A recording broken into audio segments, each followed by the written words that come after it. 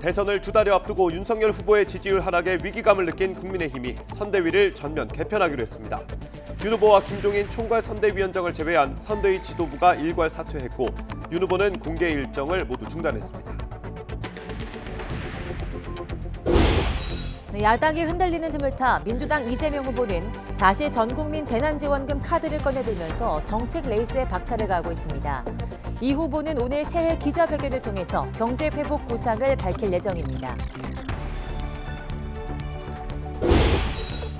오늘 0시 기준으로 발표될 국내 코로나19 신규 확진자는 3,000명대로 예상됩니다. 방역 패스 6개월 유효 기간이 적용된 가운데 정부는 백신 3차 접종을 하면 코로나19에 걸려도 중증이나 사망 위험이 90% 이상 낮아진다고 강조했습니다. 미국의 추가 접종 대상이 12세 이상으로 확대됩니다. 미국 식품의약국 FDA는 현행 16세 이상인 추가 접종 허용 연령을 12세 이상으로 낮추기로 했습니다. 유엔 안보리 상임이사국이자 핵보유 공인국인 5대 강대국이 이례적으로 핵 확산을 막자는 공동 성명을 발표했습니다. 중국과 러시아를 포함한 5개국이 핵 확산 금지 원칙을 재확인하면서 앞으로 북한의 핵 개발 움직임에 어떤 영향을 미칠지 주목됩니다. 오늘 아침에도 영하권 추위가 이어지고 밤사이 약하게 내린 눈으로 곳에 따라 빙판길이 생길 수 있어 출근길 교통안전에 유의하셔야겠습니다. 건조특보가 발효돼 서울 전역을 비롯한 전국 곳곳의 대기는 매우 건조할 것으로 예상됩니다.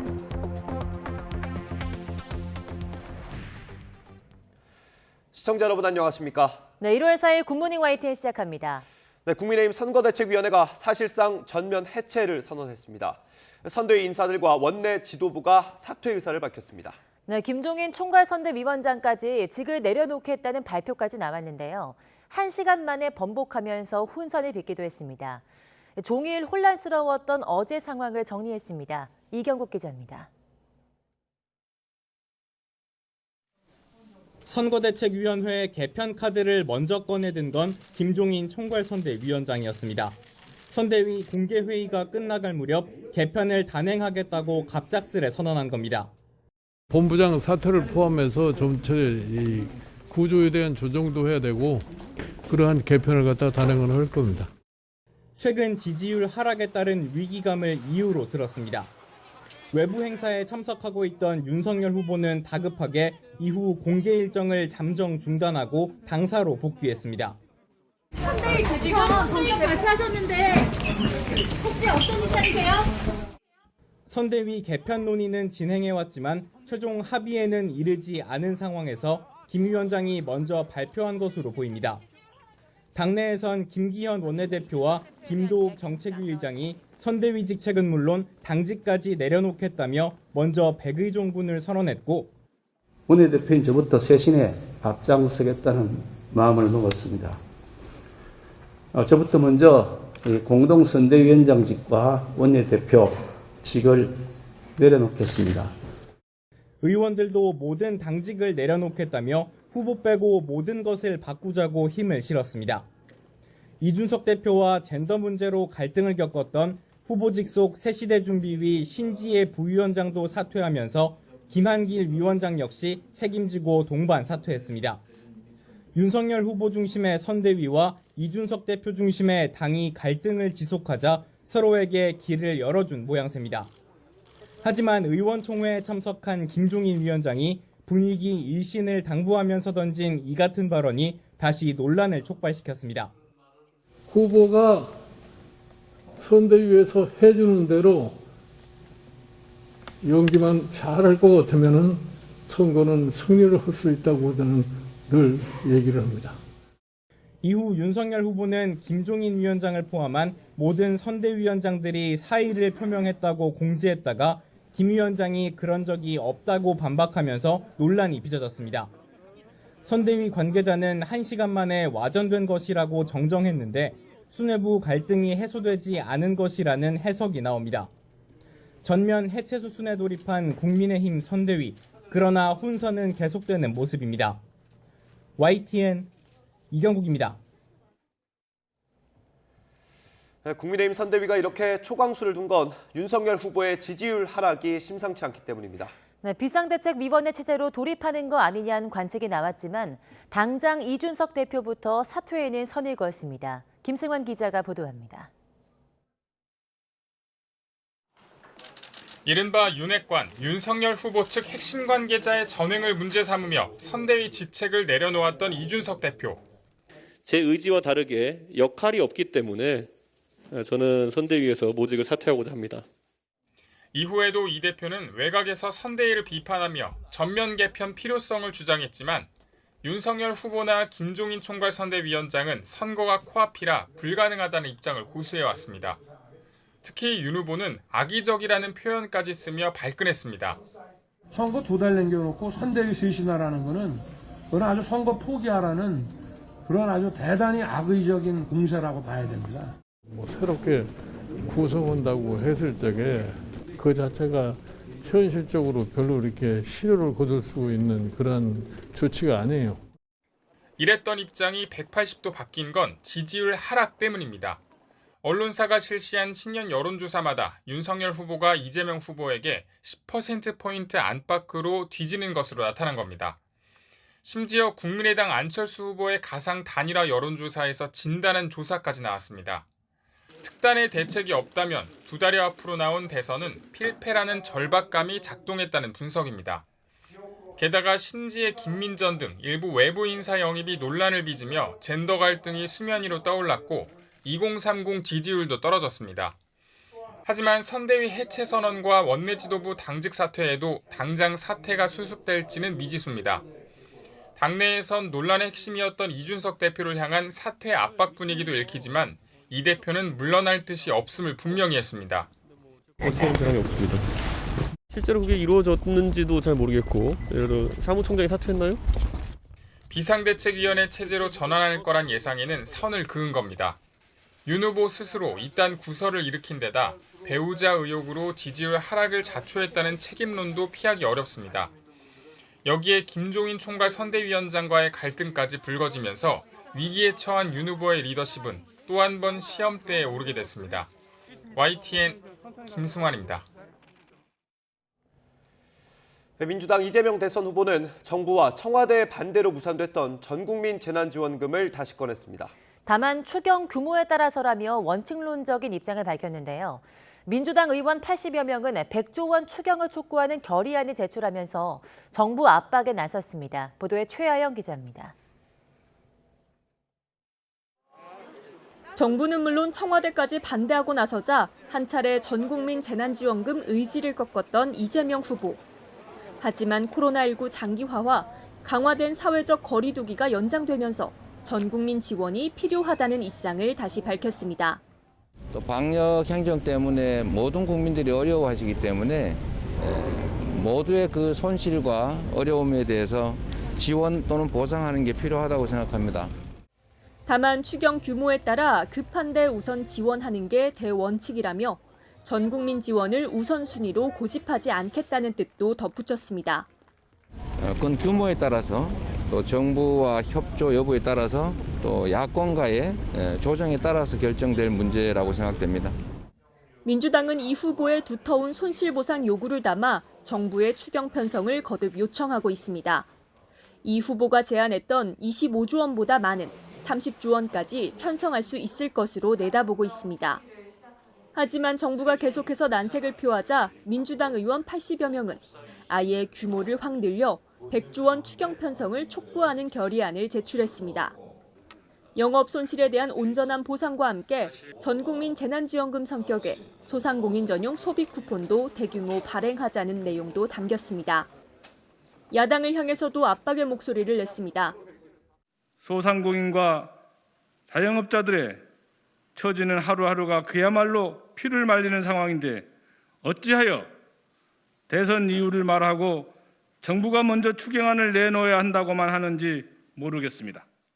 국민의힘은 추경 편성은 원칙적으로 공감하지만 정부와 여당 논의가 먼저라는 입장이 확고합니다. 뭐 야당이 추경을 하는 게 아니라 정부 여당이 추경을 갖다가 준비를 해가지고 나오면 거기에 대해 협의를 하는 것이지. 여야가 추경 편성에 원칙적으로는 동의했지만 관건은 정부 설득입니다. 또 새해 벽두부터 대선용 돈풀기라는 비판과 재원 마련 대책은 부담으로 작용하고 있습니다. YTN 최아영입니다. 최근 지지율 상승세를 탄 국민의당 안철수 후보가 차별성을 강조하면서 승부수를 띄우고 있습니다. 정의당 심상정 후보와 새로운 물결 김동연 후보도 기득권 타파를 외치면서 추격의 고삐를 바짝 당기고 있습니다. 보도에 조성호 기자입니다. 새해 첫 선대위 회의를 주재한 국민의당 안철수 후보. 지지율에 1위 1비하지 않고 더 나은 정권 교체의 길을 굳건히 가겠다고 힘줘 말했습니다. 실제 안 후보의 상승세는 심상치 않습니다. 윤석열 후보가 내려앉으면서 이재명 후보가 1위로 올라서 격차를 벌리는 사이 안 후보는 틈틈이 상승 곡선을 그렸습니다. 지지율 10%를 처음으로 넘어섰다는 여론조사 결과도 나왔는데 안 후보는 물방울이 바위를 뚫는다는 뜻의 사자성어 수적 천석을 언급하며 자신감을 드러냈습니다. 작은 노력을 끈기 있게 계속하면 큰 일을 이룰 수 있다는 뜻입니다. 기득권, 불공정, 부도덕, 불합리에 당당하게 맞서며 구체제, 앙시행 레짐을 종식시키겠습니다. 윤 후보와 야권 단일화 가능성도 서서히 거론되고 있습니다.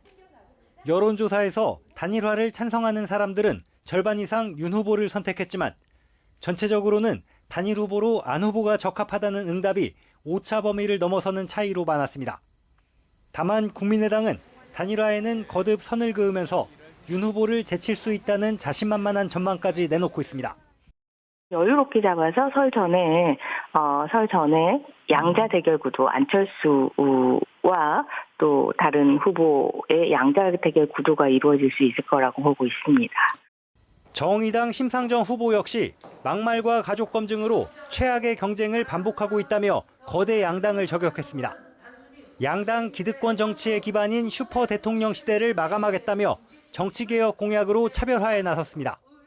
비호감을 경쟁하고 덜 나쁜 대통령을 뽑는 선거라는 말에는 같은 정치인으로서 얼굴을 들기 힘들 정도입니다. 그래서 이번 대선은 인물 교대가 아닌 낡은 정치 체제를 교체하는 선거가 되어야 합니다. 새로운 물결 김동연 후보는 청년 정당을 표방하는 미래당과 손을 잡고 아래로부터 유쾌한 반란을 시작하겠다며 기득권 타파 의지를 강조했습니다. YTN 조성호입니다. 네, 이어서 코로나19 소식입니다. 어제부터 방역 패스의 유효 기간이 생겼습니다. 백신을 2차까지 맞았더라도 6개월이 지나면 그 효력이 사라지는 겁니다. 현장에선 일부 혼선이 생기면서 업주들이 애를 먹었고 정부 방침에 찬반 의견도 여전히 엇갈렸습니다. 김철희 기자의 보도입니다. 2022년 첫 번째 월요일, 단말기에 QR코드를 스캔하자 새로운 안내음이 들려옵니다. 접종 완료자입니다. 하지만 2차 접종까지 받았더라도 이 소리를 듣지 못할 수도 있습니다. 이번 주부터는 2차 접종 뒤 180일이 지나면 방역 패스 효력이 사라지기 때문입니다. 지난해 7월 7일 이전에 접종을 마쳤던 사람이 이후 추가 접종을 하지 않았다면 다중이용시설을 이용하는 데 제약이 생깁니다. 실제 현장 분위기는 어떨까? 식당과 카페, 영화관 모두 평소와 크게 다르지 않은 모습이었습니다. 다만 접종 정보를 미리 업데이트하지 않아 접종 완료자임에도 경고음이 나는 등 일부 혼선도 빚어졌습니다. 지금 계도 기간이어서 괜찮으신데 180일 지나시면 좀 안 돼요. 자영업자들은 안 그래도 방역 패스 때문에 정신이 없는데 유효 기간 설명까지 하느라 더욱 힘들다고 하소연합니다. 혹여나 매출에 영향을 주지는 않을까 걱정도 큽니다. 저희가 앱을 안내하는 것 자체도 되게 큰 손해예요. 예를 들어 손님들 같은 경우는 5분 안에 문이 안 나고 이러면은 나중에 안 오시는 분들도 많아요. 정부가 미리 충분한 설명을 했다면 혼란이 줄었을 거라는 의견도 나옵니다. 자세하게 좀 설명을 해줬으면은 장사하는 저희 업자로서는 좀 쉽지 않을까 생각됩니다. 거리 시민들은 새로운 정책에 부정적인 의견을 내비쳤습니다. 부작용 걱정 등으로 백신 접종을 꺼릴 수도 있는데 3차 접종까지 강요하는 것은 지나치다는 겁니다. 이렇게 끊임없이 늘어날 걸 생각하면 백신에 대한 그런 부작용이나 이런 두려움이 있는 사람들 입장에서는 조금 더 생각에 어려움이 많아지지 않나. 반대로 백신 접종 효과가 시간이 갈수록 줄어드는 만큼 방역 패스 도입이 불가피하다는 의견도 있습니다. 백신도 맞으면 평생 지속되는 게 아니니까 이렇게 유효기간이 있는 게 불가피할 것 같습니다. 전문가들 의견도 엇갈립니다. 방역 패스 확대가 미접종자를 보호한다는 의견도 있지만 미접종자를 보호하는 측면들이 더 중요하다는 거예요. 미접종자가 돌아다니지 않게 해서 감염되지 않게 하는 게 목적이라니까요. 방역 패스 적용 범위를 지나치게 확대하는 것이 과학적이지 못하다는 비판도 나옵니다. 우리가 이해할 수 있는 범위에서 방역 패스를 적용하는 게 맞는 거라고 저는 생각을 하고 오는 10일부터는 방역 패스 적용 범위가 백화점과 대형 마트까지 확대됩니다. 정부 방침이 제대로 알려져 현장에서 자리 잡지 못한다면 혼란은 더욱 커질 전망입니다. YTN 김철입니다. 네, 국내에서 오미크론 변이에 숨진 환자가 처음으로 나왔습니다. 오미크론 변이가 검출되는 비율도 높아지면서 이번 달 안에 국내에서 우세종이 될 거란 관측이 많습니다. 홍주혜 기자입니다. 집단 감염이 발생한 광주광역시의 한 요양병원입니다. 이곳에 입원 중이던 90대 여성 2명이 오미크론에 감염된 뒤 지난달 말 숨졌습니다. 국내에서 오미크론에 감염된 사망자가 나온 건 이번이 처음입니다. 모두 90대 고령자이셨습니다. 12월 25일 확진 판정을 받았으며 빛골 전남대병원과 전남대병원에 입원해 계시다가 12월 27일과 29일에 각각 사망하셨습니다. 또 해외에서 입국한 오미크론 감염자 가운데 70대 1명도 위중증 상태입니다. 국내에서 오미크론 변이는 델타 변이의 2.5배 속도로 빠르게 확산하고 있습니다. 델타 변이가 국내 첫 감염 79일 만에 누적 1000명을 돌파한 반면 오미크론은 한 달 만에 1000명을 훌쩍 넘겼습니다. 변이 바이러스 검출 건수 가운데 오미크론이 차지하는 비율도 크게 늘었습니다. 오미크론 검출률은 지난주 8.8%를 기록해 1주 만에 2배 이상 증가했습니다. 국내에서 오미크론 변이가 델타를 제치고 우세종이 되는 것도 시간 문제일 걸로 보입니다.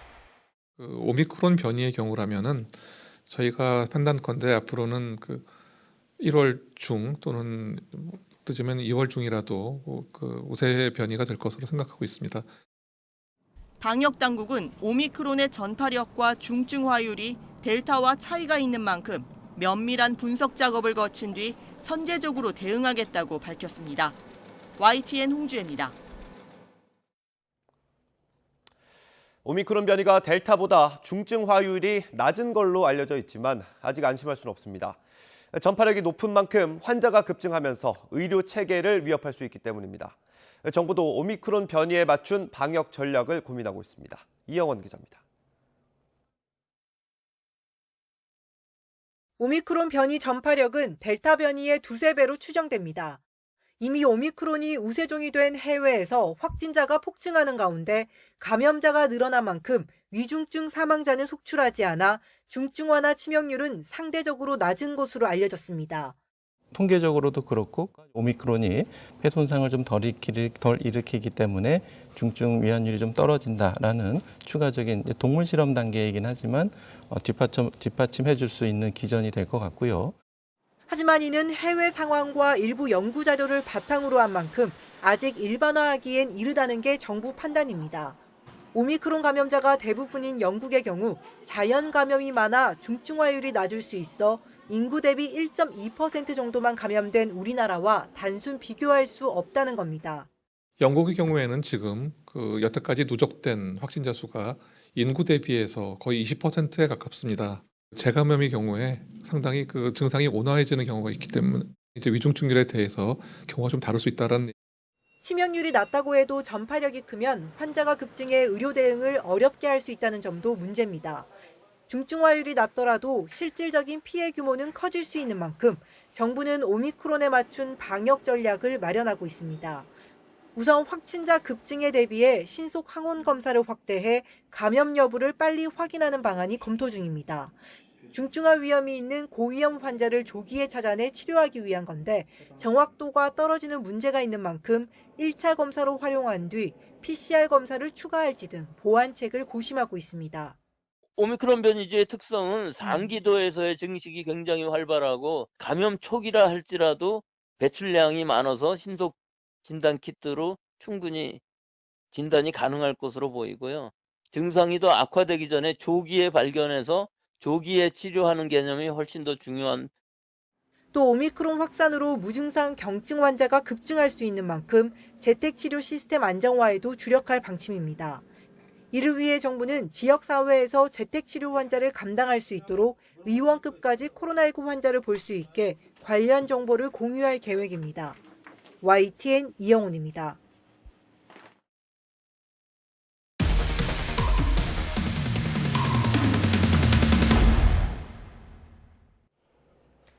네, 무명 연예인 지원과 같은 공익적 목적을 위해 설립된 연예인 협동조합 초대 회장이 신상 공개 결정까지 내려진 성범죄자인 것으로 YTN 취재 결과 확인됐습니다.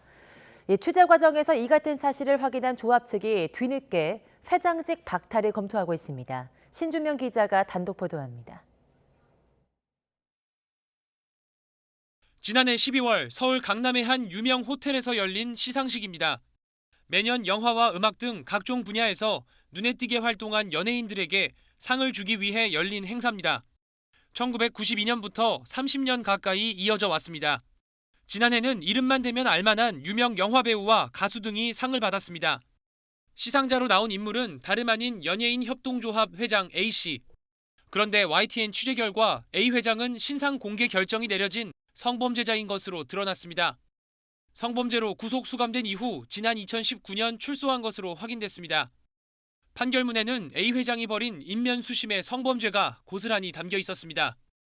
A 회장은 당시 자신이 운영하던 경호업체 직원 B씨를 여러 차례 성폭행했습니다. B씨가 성관계를 거부하자 라이터를 이용해 협박하기도 했습니다.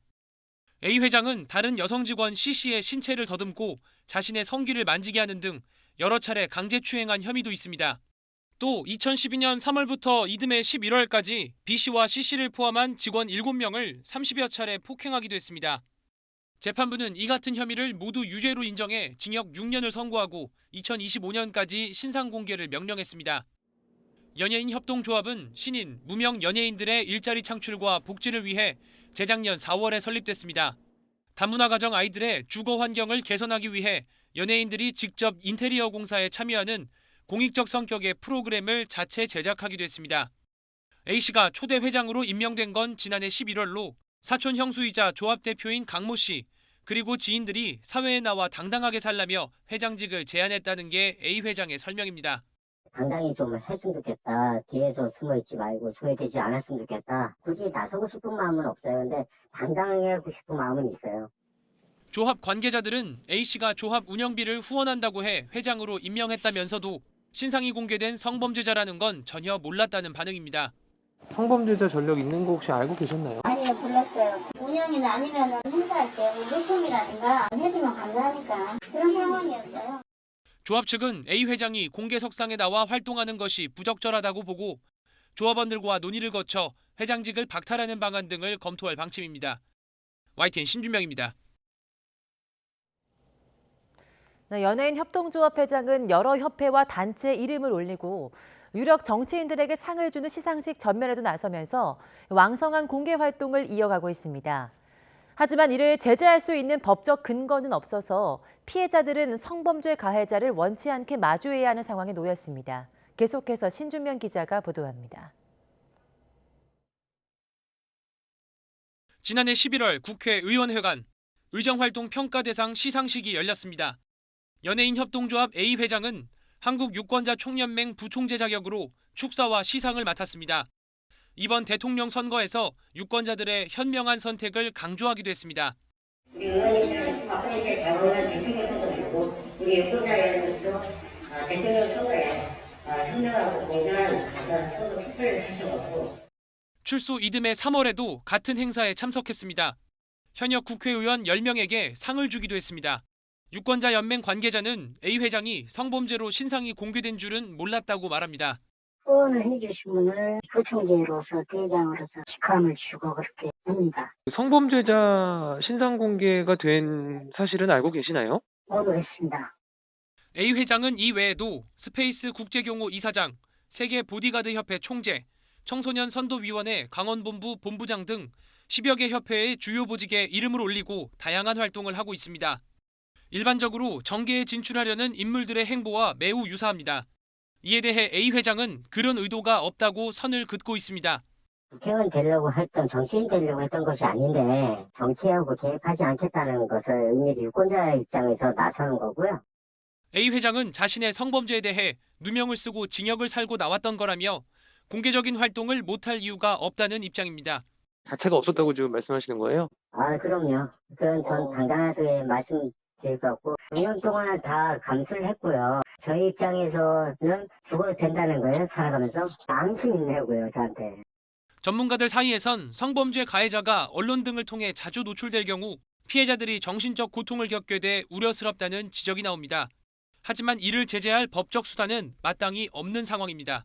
신상공개 성범죄자라고 해도 공개 활동 여부는 개인적 선택에 따른 것이기 때문에 도덕적으로 당연히 지탄의 대상이 될 수는 있겠지만 그 자체를 법적으로 제재하기는 현행법상 힘듭니다.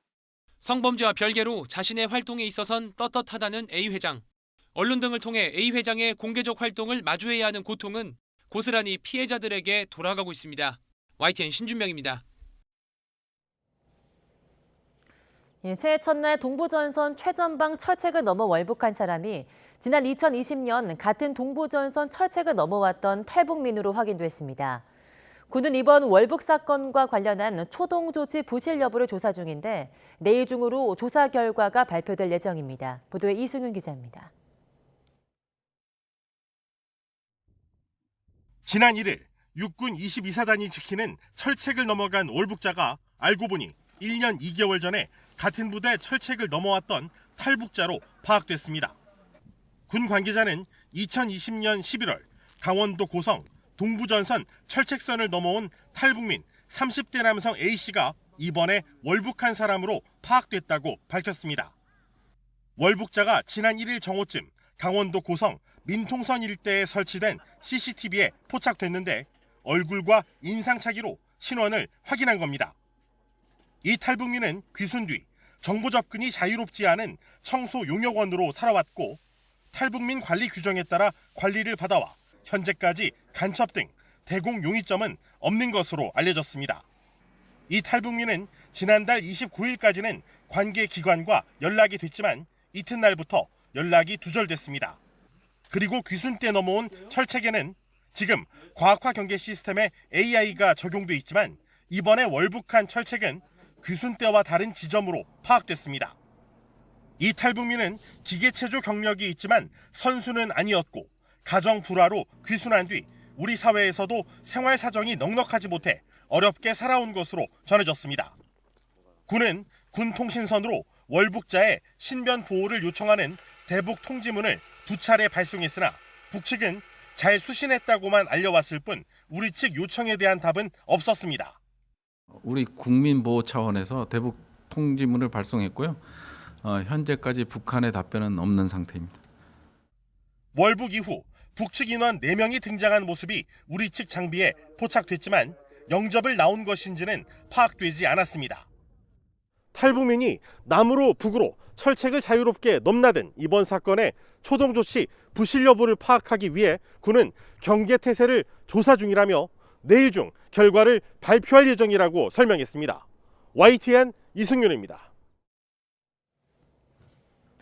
네, 새해 첫날 충남 아산시에 있는 보일러 공장에서 큰 불이 나 축구장 7개 면적을 태웠습니다.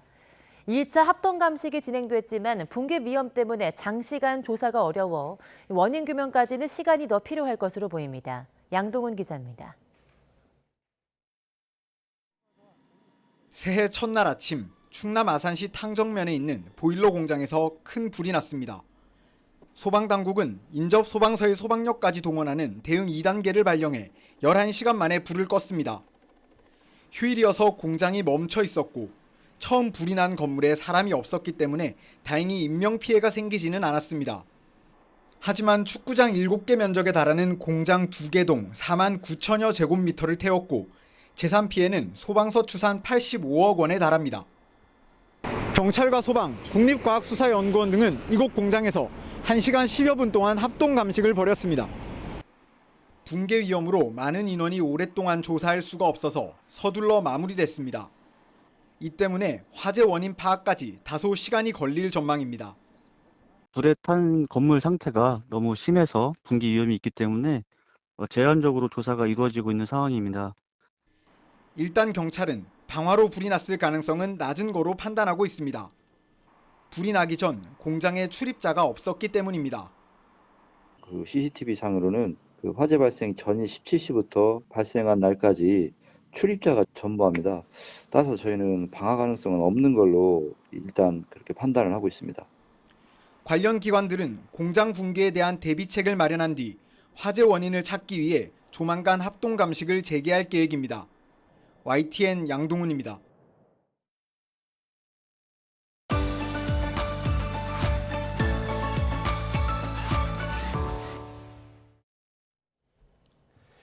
대장동 의혹의 핵심 인물 유동규 전 성남도시개발공사 본부장이 지난해 검찰의 압수수색 직전 최재경 전 청와대 민정수석 그리고 박관천 전 행정관과 통화한 사실이 확인됐습니다. 최 전 수석은 앞서 곽상도 전 의원 등과 함께 이른바 50억 클럽 인사로 지목된 인물이기도 한데요. 당사자들은 모두 관련성을 일축했습니다. 나혜인 기자입니다. 구속 상태로 1심 재판 중인 유동규 전 본부장이 지난해 9월 검찰의 압수수색을 앞두고 최재경 전 민정수석과 통화한 것으로 알려졌습니다. 압수수색 당시 유 전 본부장이 오피스텔 창밖으로 던졌던 휴대전화에서 관련 기록이 발견된 건데 박관천 전 행정관의 이름도 포착됐습니다. 각각 압수수색 일주일 전부터 하루 전까지 유 전 본부장과 두세 차례에 걸쳐 수십 분가량 통화한 것으로 전해졌습니다. 이들은 모두 박근혜 정부 청와대 민정수석실에서 일했다는 공통점이 있습니다. 특히 최 전 수석은 앞서 국민의힘 박수영 의원이 주장한 50억 클럽 인사로 거론되기도 했습니다. 김만배, 유동규, 정영학 등의 대화에서 50억 원씩 주기로 한 6명의 이름이 나옵니다. 당시 법적 대응까지 시사하며 강하게 의혹을 부인했던 최 전 수석은 YTN과 통화에서 유 전 본부장과 통화한 기억은 없지만 만약 했다면 통상 변호사로서 하는 법률 상담 정도였을 거라고 말했습니다. 개인적으로 아는 사이도 아니고 변호사가 수사받는 사람 전화 받는 건 부지기수라며 관련성을 일축했습니다. 박관천 전 행정관 역시 과거 지인을 통해 유 전 본부장을 소개받긴 했지만 대장동 사건이 불거진 뒤론 연락한 적 없다며 수사 상황이 누설된 경위에 관해 대검찰청에 감찰을 요청했다고 밝혔습니다. 앞서 경찰에서 휴대전화 포렌식 결과를 넘겨받은 검찰 전담수사팀도 해당 통화 기록을 확인하긴 했지만 아직 두 사람을 조사하거나 출석하라고 통보하진 않은 것으로 파악됐습니다. 유 전 본부장은 지난해 압수수색 직전 이재명 민주당 대선 후보의 측근으로 알려진 정진상 선대위 부실장과도 통화해 말맞추기 의혹에 휩싸였습니다. 정 부실장은 이 후보와 함께 황무성 성남도시개발공사 초대 사장의 사퇴를 종용했다는 의혹으로 고발돼 검찰과 조사 일정을 조율하고 있습니다. 해를 넘긴 대장동 윗선 로비 수사에 유 전 본부장의 통화 기록이 새로운 변수로 작용할지 주목됩니다. YTN 나힌입니다.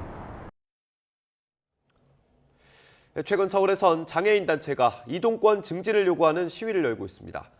지하철 운행에 차질을 빚다 보니 당장 시민들의 반응은 엇갈리고 있습니다. 네, 오죽하면 그러겠냐며 이해하기도 하지만 반대로 시민들의 안전을 볼모로 잡는 행동이라며 불쾌감을 드러내기도 했습니다. 황윤태 기자가 취재했습니다. 휠체어를 탄 장애인들이 지하철 승강장에 모여 구호를 외칩니다. 장애인의 권리 예산을 동기들 함께 투쟁할 수 있겠습니까? 이들은 지하철 역산의 엘리베이터 100% 설치, 그리고 서울 시내 저상버스 100% 도입을 거듭 촉구했습니다. 또 최근 교통약자법이 국회를 통과했지만 장애인 콜택시, 광역이동지원센터 운영 예산은 의무가 아니라면서 정부가 이를 보장해야 한다고 주장했습니다. 장애인의 권리 예산은 그리 쉽게 반영되지 않은 것 같습니다.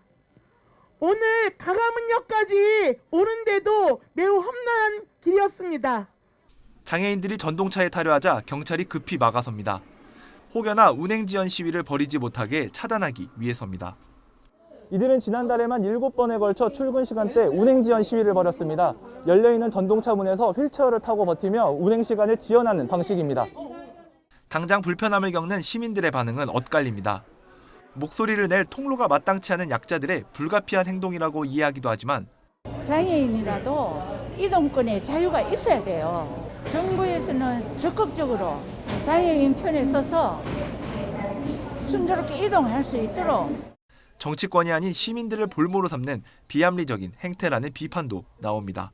나름대로 이유가 있겠지만 또 출퇴근 시간에 굉장히 힘들 것 같습니다. 시민들이 대선이 임박해 있으니까 그것도 해결할 수 있는 문제가 아닐까. 이를 반영하듯 지난해에만 1,100여 건에 달하는 승객들의 민원이 서울교통공사에 밀려들었습니다. 운행 지연 시위에 역내 기물까지도 파손되자 공사는 장애인 단체를 상대로 손해배상 청구 소송까지 제기했습니다. 하지만 장애인 단체는 요구가 관철될 때까지 출근길 운행 지연 시위를 이어간다는 방침입니다. 지하철을 타면서 목소리를 내기 전까지는 전혀 가시화되지 않습니다. 그래서 이렇게 사회적으로 가시화되게 하기 위해서 저희가 이렇게 불가피하게 누군가의 도움 없이도 움직일 권리, 흔하디흔한 이 자유를 얻기 위해서 장애인들은 새해에도 절박한 외침을 이어가고 있습니다. YTN 황윤태입니다. 유엔 안전보장이사회 상임이사국이자 핵 확산 금지 조약 NPT의 핵 보유 공인 국가인 5개 강대국이 핵 확산을 막자는 공동 성명을 발표했습니다. 북한 핵 문제에 어떤 영향을 미칠지 주목됩니다. 호준석 기자가 보도합니다.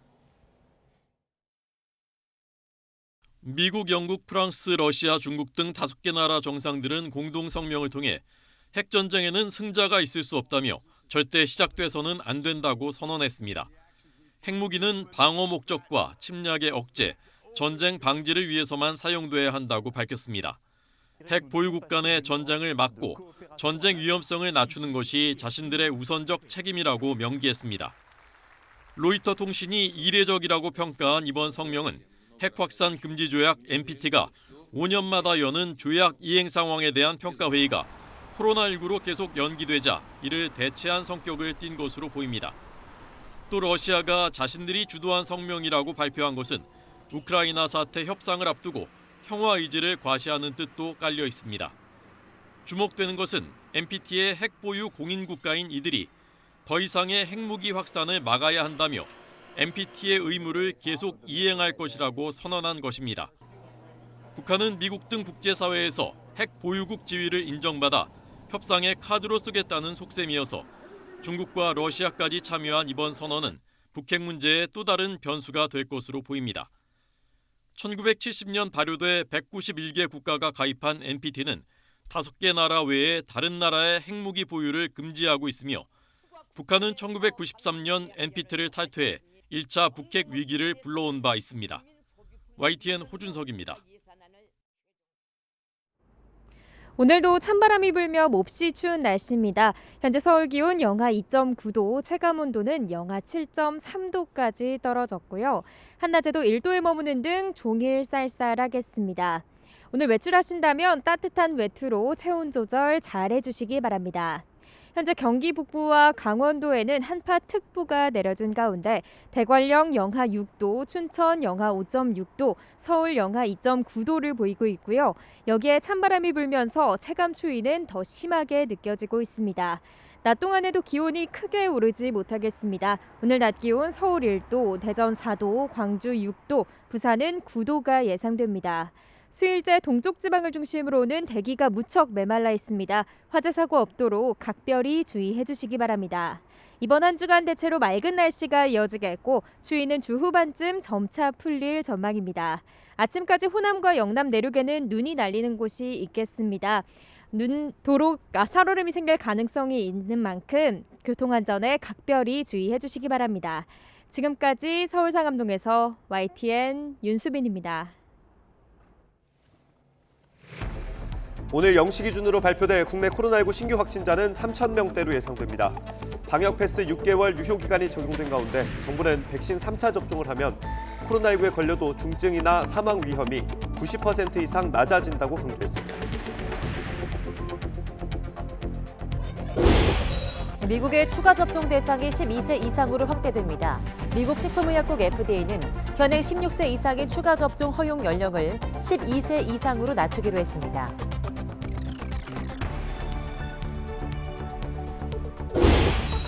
대선을 2달여 앞두고 윤석열 후보의 지지율 하락에 위기감을 느낀 국민의힘이 선대위를 전면 개편하기로 했습니다. 윤 후보와 김종인 총괄 선대위원장을 제외한 선대위 지도부가 일괄 사퇴했고 윤 후보는 공개 일정을 모두 중단했습니다. 야당이 흔들리는 틈을 타 민주당 이재명 후보는 다시 전국민 재난지원금 카드를 꺼내들면서 정책 레이스에 박차를 가하고 있습니다. 이 후보는 오늘 새 기자회견을 통해서 경제 회복 부상을 밝힐 예정입니다. 네, 어제 0시부터 밤 9시까지 코로나19 확진자는 모두 2,759명으로 집계됐습니다. 그제 같은 시간 집계치 2,977명보다 218명 적습니다. 수도권이 1,874명, 수도권 외 지역이 885명으로 전국 17개 시도에서 모두 확진자가 나왔습니다. 오늘 0시 기준으로 발표된 신규 확진자는 3,000명대가 예상됩니다. 최근 하루 확진자가 줄고 확산세가 주춤해지면서 위중증 환자도 감소세를 보이기 시작했습니다. 당국은 거리 두기를 강화한 효과가 본격화하고 있다고 평가했습니다. 보도에 이동호 기자입니다. 코로나19 신규 환자는 이틀 연속 3,000명대. 전날보다 700명 넘게 줄었고 일주일 전과 비교해도 1,000명 넘게 감소했으며 역대 최대치와 비교하면 절반 이하 수준입니다. 위중증 환자는 1,015명으로 2주 연속 1,000명대를 기록했지만 감소세를 보이고 있습니다. 당국은 사적 모임과 영업시간을 제한한 강화된 거리두기의 효과가 본격화하는 것이라고 평가했습니다. 지난 12월 15일 사회적 거리두기 강화 이후 수도권 그리고 비수도권 모두 지속적으로 유행 규모가 감소한 것입니다. 코로나19 확산세가 주춤한 데다 정부가 추가로 병상을 확보하면서 한때 90%에 근접하던 수도권 중환자 병상 가동률은 60%대로 내려왔습니다. 140%대까지 올라가 한계를 크게 넘어섰던 수도권의 의료 역량 대비 코로나19 발생률은 81%로 내려왔고 비수도권도 50%대로 크게 좋아졌습니다. 주간 사망자 수도 11월 이후 처음으로 감소하는 양상을 보였습니다. 감염 재생산 지수도 2주 연속 1 이하로 하락세를 보이며 청신호를 보냈습니다. 60세 이상 확진자 비율도 35%까지 찍었다가 꾸준하게 떨어지며 20% 전후까지 내려왔습니다. 당국은 이처럼 방역 지표가 호전되자 비수도권의 지난주 코로나19 유행 위험도를 한 단계 낮춰 중간으로 평가했습니다. 다만 전국과 수도권은 매우 높은 단계를 유지했습니다. YTN 이동호입니다. 네, 백신의 3차 접종을 독려하기 위해 어제부터는 방역 패스에 유효 기간이 생겼습니다. 정부는 3차 접종을 하면 코로나19에 걸려도 상태가 악화할 위험이 15배 이상 낮아진다고 효과를 강조했습니다. 신현준 기자입니다. 방역 패스에 유효 기간이 생기면서 코로나19 백신 접종을 마친 뒤 180일이 지나면 효력이 사라집니다. 다중이용시설 이용에 제한을 받는 건데 3차 접종을 받으면 방역 패스 효력이 즉시 살아납니다. 감염병은 내가 걸리게 되면 또 다른 사람을 감염시킬 수 있다는 특성이 추가적으로 있기 때문에 백신을 맞고 안 맞고의 결정권에 추가적인 고려해야 되는 요인들이. 하지만 안정성이 검증되지 않은 백신을 사실상 강요한다는 불만의 목소리도 적지 않습니다. 방역 패스에 반대하며 천여 명이 집단 행정소송까지 냈을 정도입니다. 이에 대해 정부는 3차 접종의 효용성을 재차 강조했습니다. 3차 접종을 하면 코로나에 걸려도 중증이나 사망으로 진행될 확률이 미접종 확진자보다 93.6% 감소하면서 위험도가 15분의 1로 떨어졌다는 겁니다. 나이가 많으면 그 차이는 더 두드러졌습니다. 3차 접종률 증가로 고령층 발생 비율이 감소하여 향후 위중증 발생이 정체 내지는 감소할 것으로 예상합니다. 18살 이하 청소년들도 확산세 감소에 따라 확진자가 줄고 있지만 비중은 증가세입니다. 특히 백신에서 소외된 6살 이하 영유아와 초등학생들의 발생률은 중고생보다 여전히 높은 수준을 유지하고 있습니다. 방역당국은 접종을 받지 못하는 어린이들을 보호하기 위해서라도 어른들이 접종에 적극적으로 참여하고 방역 수칙을 지켜달라고 당부했습니다. YTN 신현주입니다. 미국의 코로나19 백신 추가 접종 부스터샷 대상이 12세 이상으로 확대됩니다. AP통신은 현지 시간 3일 미국 식품의약국 FDA가 현행 16세 이상인 추가 접종 허용 연령을 12세 이상으로 낮추기로 했다고 보도했습니다. 12세 이상의 추가 접종을 맞을 수 있는 백신은 화이자의 백신으로 FDA는 추가 접종 간격 역시 지금의 6개월에서 5개월로 단축했습니다. 프랑스가 오미크론 변이 확산으로 확진자가 급증하자 백신을 맞지 않은 사람들의 공공장소 접근을 더 어렵게 만드는 조치를 추진하고 있습니다. 영국은 오미크론 확산이 의료체계에 부담을 주고 있지만 추가적인 방역 조치는 취하지 않을 것임을 시사했습니다. 김진호 기자입니다. 프랑스 의회는 백신 미접종자가 식당과 술집, 기타 공공장소에 접근하는 것을 금지하는 법안을 논의하고 있습니다. 지난 7월부터 일부 공공장소에 대해 백신 접종 증명, 음성 확인, 감염 후 회복 증명 등을 입증하는 건강 패스가 있는 사람들만 허용해 왔는데 이를 더 강화하는 것입니다. En premier lieu, le projet propose un approfondissement des mesures de protection et transforme le pass sanitaire en pass vaccinal. 건강 패스를 완전 접종 또는 감염 후 회복을 증명하는 백신 패스로 대체해 백신 미접종자가 음성 확인서만으로 공공장소에 접근하는 것을 차단하게 됩니다. 법안이 채택될 경우 오는 15일부터 시행될 예정입니다. 인구의 77%가 백신을 접종했지만 아직 예방접종을 받지 않은 성인이 400만 명 이상이라 반발이 예상됩니다.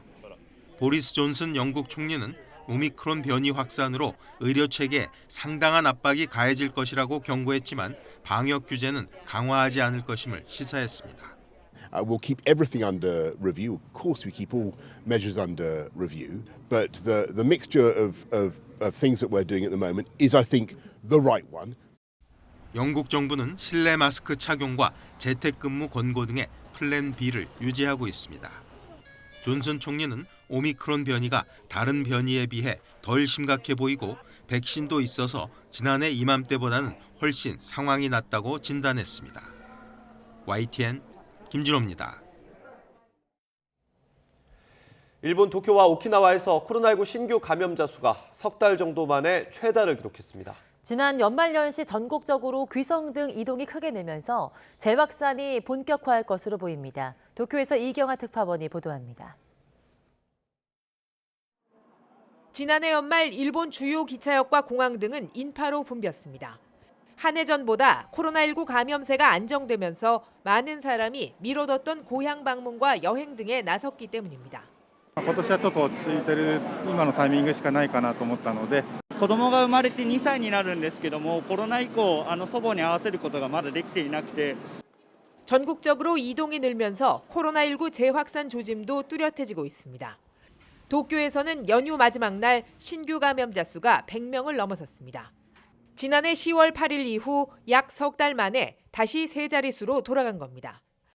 오키나와에서는 도쿄보다도 많은 감염자가 나왔습니다. 미군 기진의 집단 감염이 400명을 넘어선 뒤 기진의 일본인 직원 등을 통한 시중 감염이 확산하고 있는 겁니다. ここ数日、米軍陽性者が再び急増したことは、米軍における感染症拡大防止対策と管理体制の不十分さを示すものと言わざるを得ず、激しい怒りを覚えます。 일본에서는 아직 델타 변이가 주류인 것으로 전문가들은 보고 있습니다. 하지만 이미 시중 감염이 시작된 만큼 오미크론 변이로 빠르게 전환될 것으로 예상하고 있습니다. オミクロン株は急速に感染拡大する可能性があり、強化されてきた医療制度ですら逼迫してしまう。 기시다 총리는 연휴 마지막 날 총리 관저에 관계 강요들을 모아 대책을 논의했습니다. 감염 상황에 따라 입국 규제 연장이나 음식점 등의 영업 제한 재개 등도 본격적으로 검토할 것으로 보입니다. 도쿄에서 YTN 이경아입니다.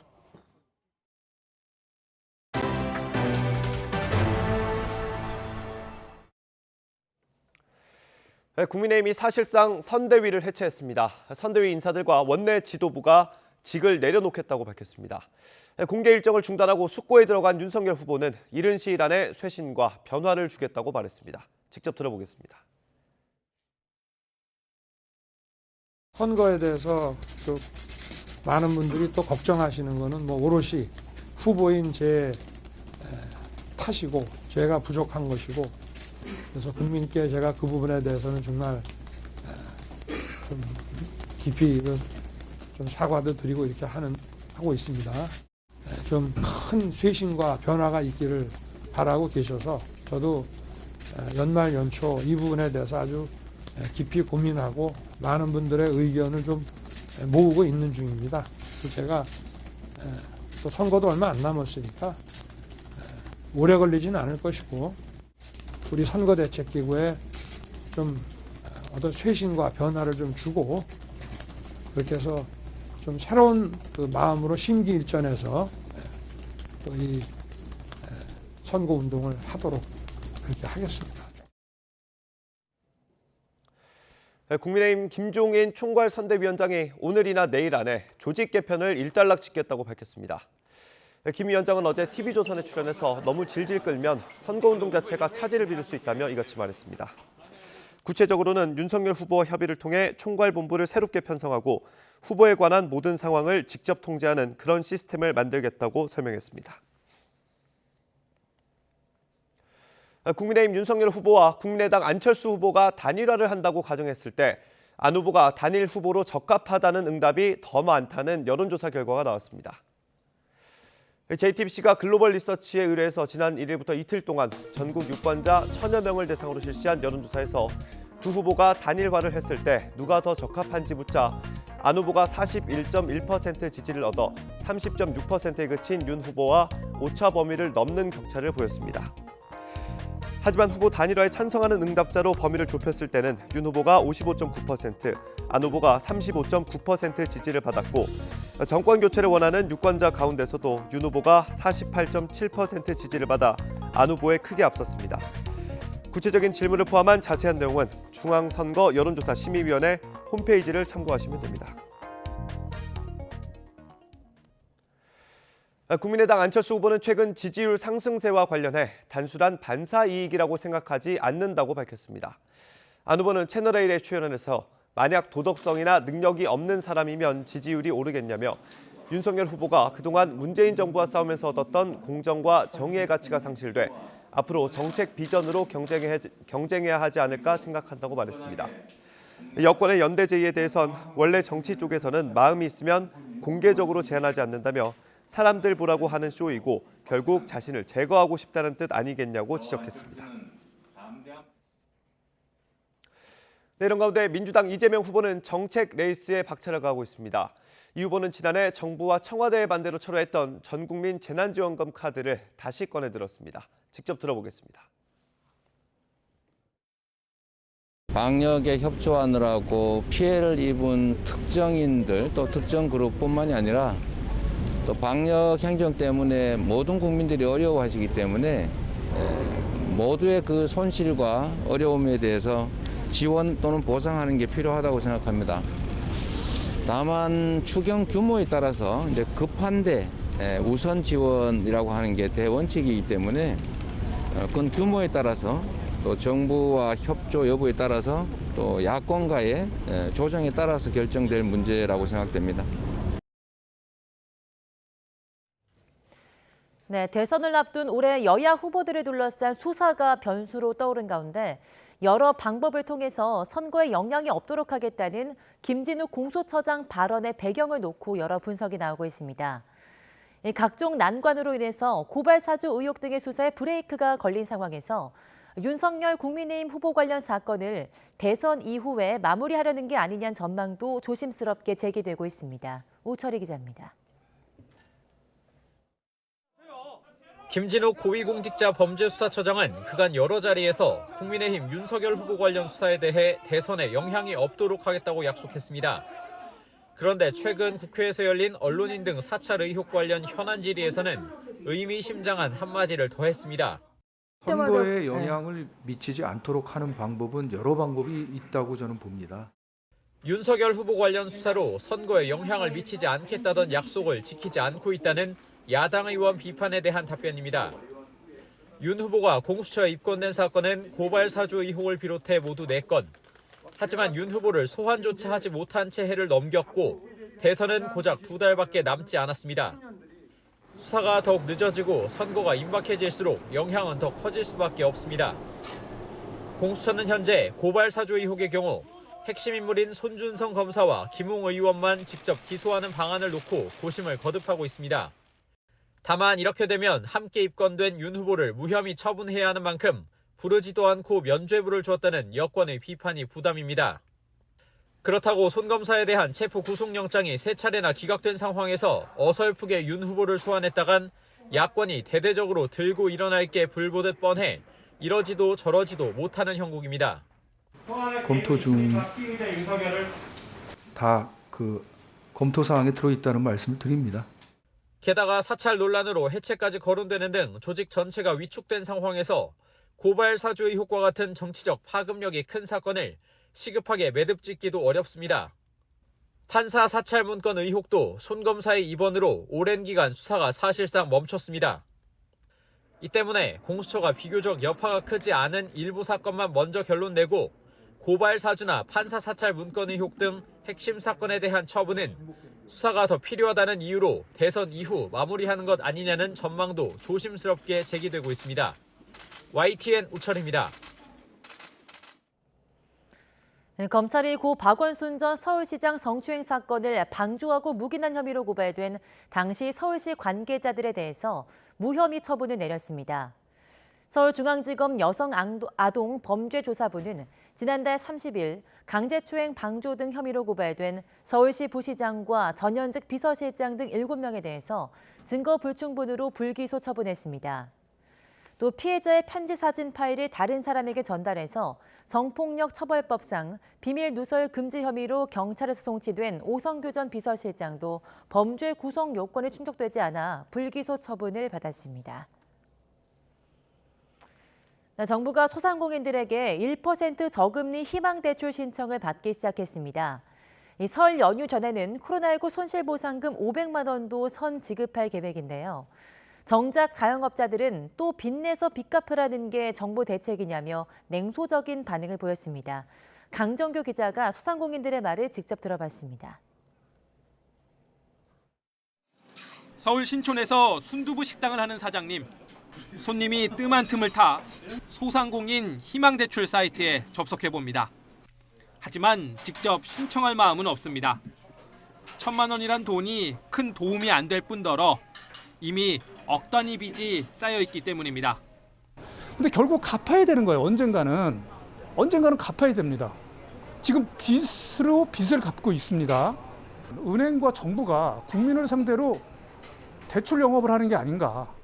정부가 설 연휴 전에 지급하겠다는 코로나19 손실보상금 500만 원도 달갑지 않긴 마찬가지입니다. 역시 대출 형태로 선 지급하고 손실액을 사후 정산하는 방식이라 줬다 뺏기 아니냐는 겁니다. 지원이 아니라 선 지급하고 나중에 환수한다 그러잖아요. 만약 500만 원을 지금 코로나가 멈춰진 것도 아닌데 환수하게 될 때는 어떻게 해야 되는지. 이 가게엔 그나마도 그림의 떡입니다. 코로나19 직전에 식당을 옮기면서 한동안 휴업을 한 탓에 손실 보상 기간에 오히려 매출이 늘어난 것처럼 착시 효과가 나타났기 때문입니다. 이렇게 사각지대에 놓인 점포들 한둘이 아닙니다. 저만 그런 게 아니고 예를 들어서 사업자 등록을 미리 내놓고 실제로 영업을 나중에 하는 사람도 사업자 등록증서에 최초 개업일이 기준이기 때문에 감소 요건에 해당이 안 된다는 거예요. 정부가 손실을 보상해주겠다는 기간은 지난해 7월 7일 이후 불과 6달 정도. 소상공인들은 그 이전 1년 가까운 영업 손실부터 정산받아야 한다고 주장합니다. 미국의 PPP 제도도 핵심은 그겁니다. 대출해줬는데 니네 이 대출을 인건비나 부대 비용에 쓰면 그거를 탕감해준다. 무엇보다 빚을 줘넣고 천문학적인 예산을 지원했다는 식의 생색내기 행정은 이제 멈춰달라고 호소했습니다. 정부에서도 예산을 그렇게 다 풀었다고 하지만 없어지는 예산이 아니고 다시 들어오는 예산이 되는 거예요. 정부가 밑도 끝도 없이 야 100만 원 줄게, 250만 원 줄게 감사하게 생각하지 이런 차원이 아니라는 겁니다. YTN 강정규입니다. 네, 새해를 맞은 기업들의 화두는 무엇일까요? 기업들의 신년사에서 한 목소리로 고객과 디지털, ESG 경영을 언급하면서 올해 방향을 제시했습니다. 이강진 기자입니다. 코로나19 시대, 올해 신년사도 대부분 비대면으로 진행됐습니다. 온라인을 통해 전달된 최고 경영자들의 메시지에 공통적으로 언급된 단어는 ESG 경영, 친환경과 사회적 기여, 지배구조 개선이었습니다. 환경보호와 산업안전 분야에 대한 끝없는 투자와 노력을 통해 모범적인 사회적 기업이 되도록 최선을 다하겠습니다. 두 번째 화두는 디지털 시대의 생존 전략. 온라인과 오프라인, 금융, 제조업을 가리지 않고 디지털 전환에 기업의 사활을 걸었습니다. 우리 역시 디지털로의 온전한 피보팅만이 디지털 대전환 시대의 승자가 되기 위한 유일한 해법입니다. ESG에서 낙오가 된다면 아무리 기업의 재무제표가 우수하더라도 성공할 수 없는, 살아남을 수 없는 모든 고객들이 디지털 고객으로 전환되고 있기 때문에 이 기업들도 거기에 맞춰서 기업들마다 고객 중심의 활동에 전념해야 한다는 목표도 뚜렷했습니다. 고객의 일상에 더 깊숙이 다가가고 고객의 이익을 최우선으로 하겠다는 겁니다. 고객들이 무엇을 기대하고 원하는지 원점에서 생각하고 안전, 방역, 서비스 등 ESG 경영과 디지털 그리고 고객, 기업들이 던진 2022년의 화두가 1년 동안 어떤 결실을 맺을지 치열한 생존 경쟁이 시작됐습니다. YTN 이강진입니다.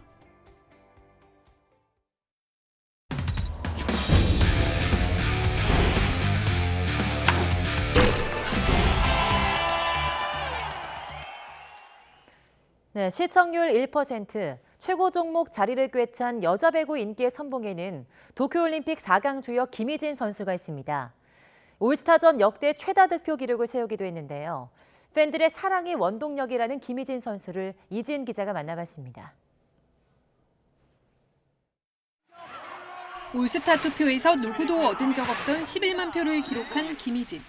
10만 표를 넘는 것도 좀 이례적인 일이고 그게 저라는 게 좀 아직까지 실감이 나지 않고 그만큼 여자 배구가 인기가 많아졌다고 생각을 해요. 구름 관중을 몰고 다니는 인기 비결로 도쿄올림픽 투혼을 꼽았습니다.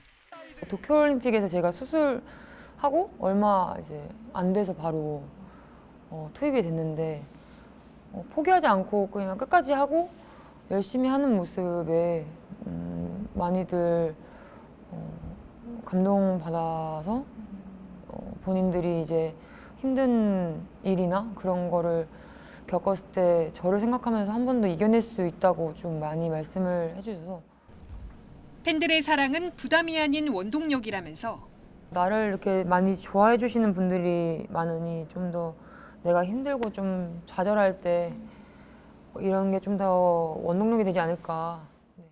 올스타전에서 팬들이 시키는 건 뭐든 하겠다고도 밝혔습니다. 시키면 다 해야 되는 게 맞는 것 같아요. 왜냐면 올스타전은 팬분들을 위한 이벤트이기 때문에 팬분들이 시키는 건 다 하겠습니다.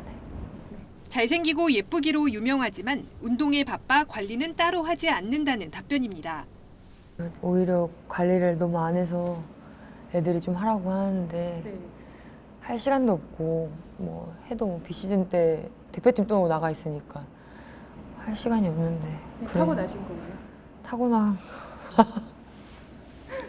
내홍으로 힘든 시간을 겪은 뒤 만난 김호철 감독. 비록 6연패 중이어도 팀이 달라졌다는 평가입니다. 아직까지 화는 많이는 안 내세요. 조금? 네, 감독님께서 가끔 농담도 던져주시고 점수를 앞섰을 때 지킬 수 있는 힘을 가지는 팀이 되겠습니다. 많은 응원 부탁드립니다. YTN 이지은입니다. 프로농구 최고의 흥행 카드인 허씨 형제 맞대결에서 이번에는 형 허웅이 웃었습니다. 허웅의 소속팀 DB는 허운이 뛰는 KT를 87대 76으로 이겨서 선두 KT의 6연승이자 홈 11연승에 제동을 걸었습니다. 형 허웅은 10점을 넣어서 19점을 넣은 허훈에게 기록에선 뒤졌지만 팀 승리를 이끌면서 지난달 시즌 첫 대결 패배를 서력했습니다. DB는 선두 KT를 잡으면서 원정 3연패를 끊어내고 단독 6위를 지켰습니다. 농촌 인구의 유출로 많은 소도시가 초고령 사회를 넘어서 이른바 초초고령 사회가 되고 있습니다. 경남 의령군은 지역 소멸을 막기 위해서 전담 부서까지 설치해 안간힘을 쓰고 있다는데요. 박종혁 기자가 보도합니다. 시골의 작은 학교 인근 주택가입니다. 새 주택을 짓는 작업이 한창입니다. 귀촌을 원하는 가정에 지원하기 위한 임대주택입니다. 농촌 인구 감소에 따라 학교가 사라질 위기에 놓이자 해결책으로 주거 지원을 하는 겁니다. 또 빈 집을 정비해 귀촌 가정에 제공하는 사업도 하고 있는데 새 가구가 입주해 초등학생이 5명 늘었고 앞으로 5가구가 추가로 입주할 예정입니다. 학교 살리기 사업이 활성화되고 또 지역에는 지역의 인구가 유입됨으로 해서 지역이 또 발전하는 그런 좋은 현상들을 유발하는. 의령군은 65세 이상 노인 비율이 초고령 사회 기준인 20%를 훌쩍 넘어 38%에 달합니다. 이렇게 지역이 소멸할 위기에 직면하자 소멸위기 대응단이라는 부서를 만들어 인구 증가에 힘을 쏟고 있습니다. 의령형 소멸위기 대응 전략을 본격적으로 추진하고 있습니다. 이를 통해 우리 의령군은 인구 유입과 또 경제 활성화를 이끌어 활기차게 변모할 것으로.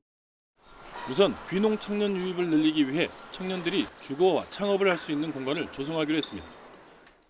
창업 아이디어 공모를 통해 창업 비용도 지원하기로 해 청년들은 반기는 분위기입니다. 고부가 가치적인 사업을 할 수 있을까 생각하던 중 이제 농산물의 가공을 생각하게 됐고 경남 의령의 청년 노금이로서 활약할 수 있는 가능성을 펼칠 수 있는 청년 정책 외에도 도시 은퇴자 맞춤 주거단지 조성, 드론 실증 도시 유치 등 4개 분야 24개 세부 과제를 추진하고 있습니다. 지역 소멸 위기를 극복하기 위한 지자체의 실험이 과연 어떤 효과를 거둘지 관심이 모아집니다. YTN 박종혁입니다. 오늘 아침 출근길에도 찬바람이 불며 많이 춥겠습니다. 현재 서울 기온은 영하 3.6도지만 체감 온도는 영하 7.4도 선에 머물고 있는데요. 이 따뜻한 옷차림으로 보온에 신경 써주셔야겠습니다. 이 추위 속에 충청과 호남 지방에는 아침까지 눈이 날리는 곳이 있겠습니다. 도로가 미끄러울 수 있어서 교통안전에 각별히 유의하셔야겠고요.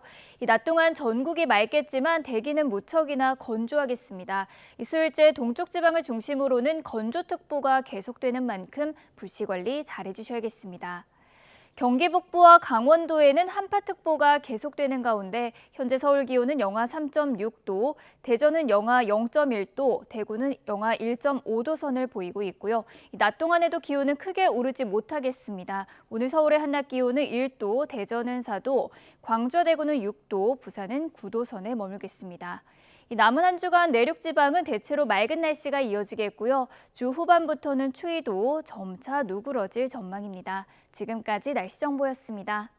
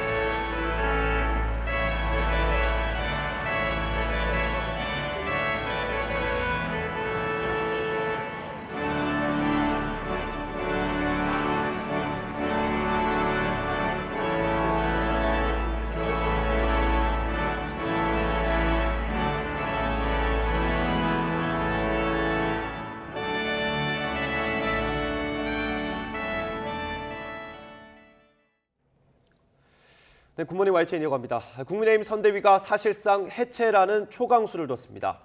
윤석열 후보의 지지율 하락이 심상치 않기 때문입니다.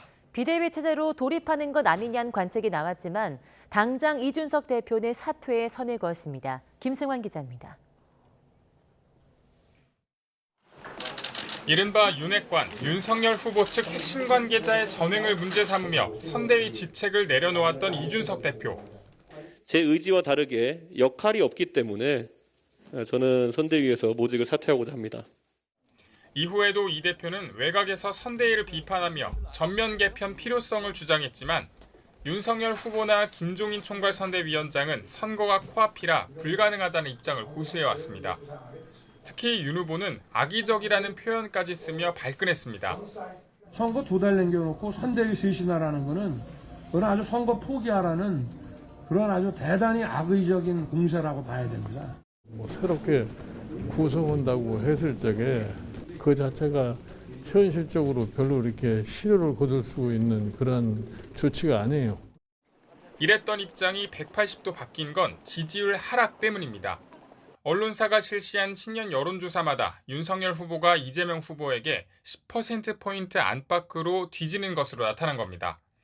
심지어 국민의당 안철수 후보의 가상 단일화 여론조사에서 진다는 조사까지 나왔습니다. 특단의 대책이 없다면 2달여 앞으로 나온 대선은 필패라는 절박감이 작동했다는 분석입니다. 게다가 신지의 김민전 등 일부 외부 인사 영입이 논란을 빚으며 젠더 갈등이 수면 위로 떠올랐고 2030 지지율도 떨어졌습니다. 하지만 선대위 해체 선언과 원내 지도부 당직 사퇴에도 당장 사퇴가 수습될지는 미지수입니다. 당내에선 논란의 핵심이었던 이준석 대표를 향한 사퇴 압박 분위기도 읽히지만 이 대표는 물러날 뜻이 없음을 분명히 했습니다.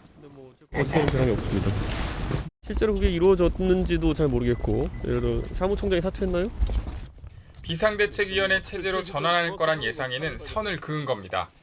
윤 후보 스스로 이딴 구설을 일으킨 데다 배우자 의혹으로 지지율 하락을 자초했다는 책임론도 피하기 어렵습니다.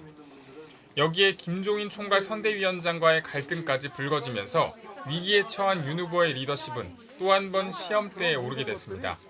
YTN 김승환입니다. 국민의힘 윤석열 대선 후보는 이틀째 공개 일정을 전면 중단한 채 선거대책위원회 개편 방안 마련에 주력합니다.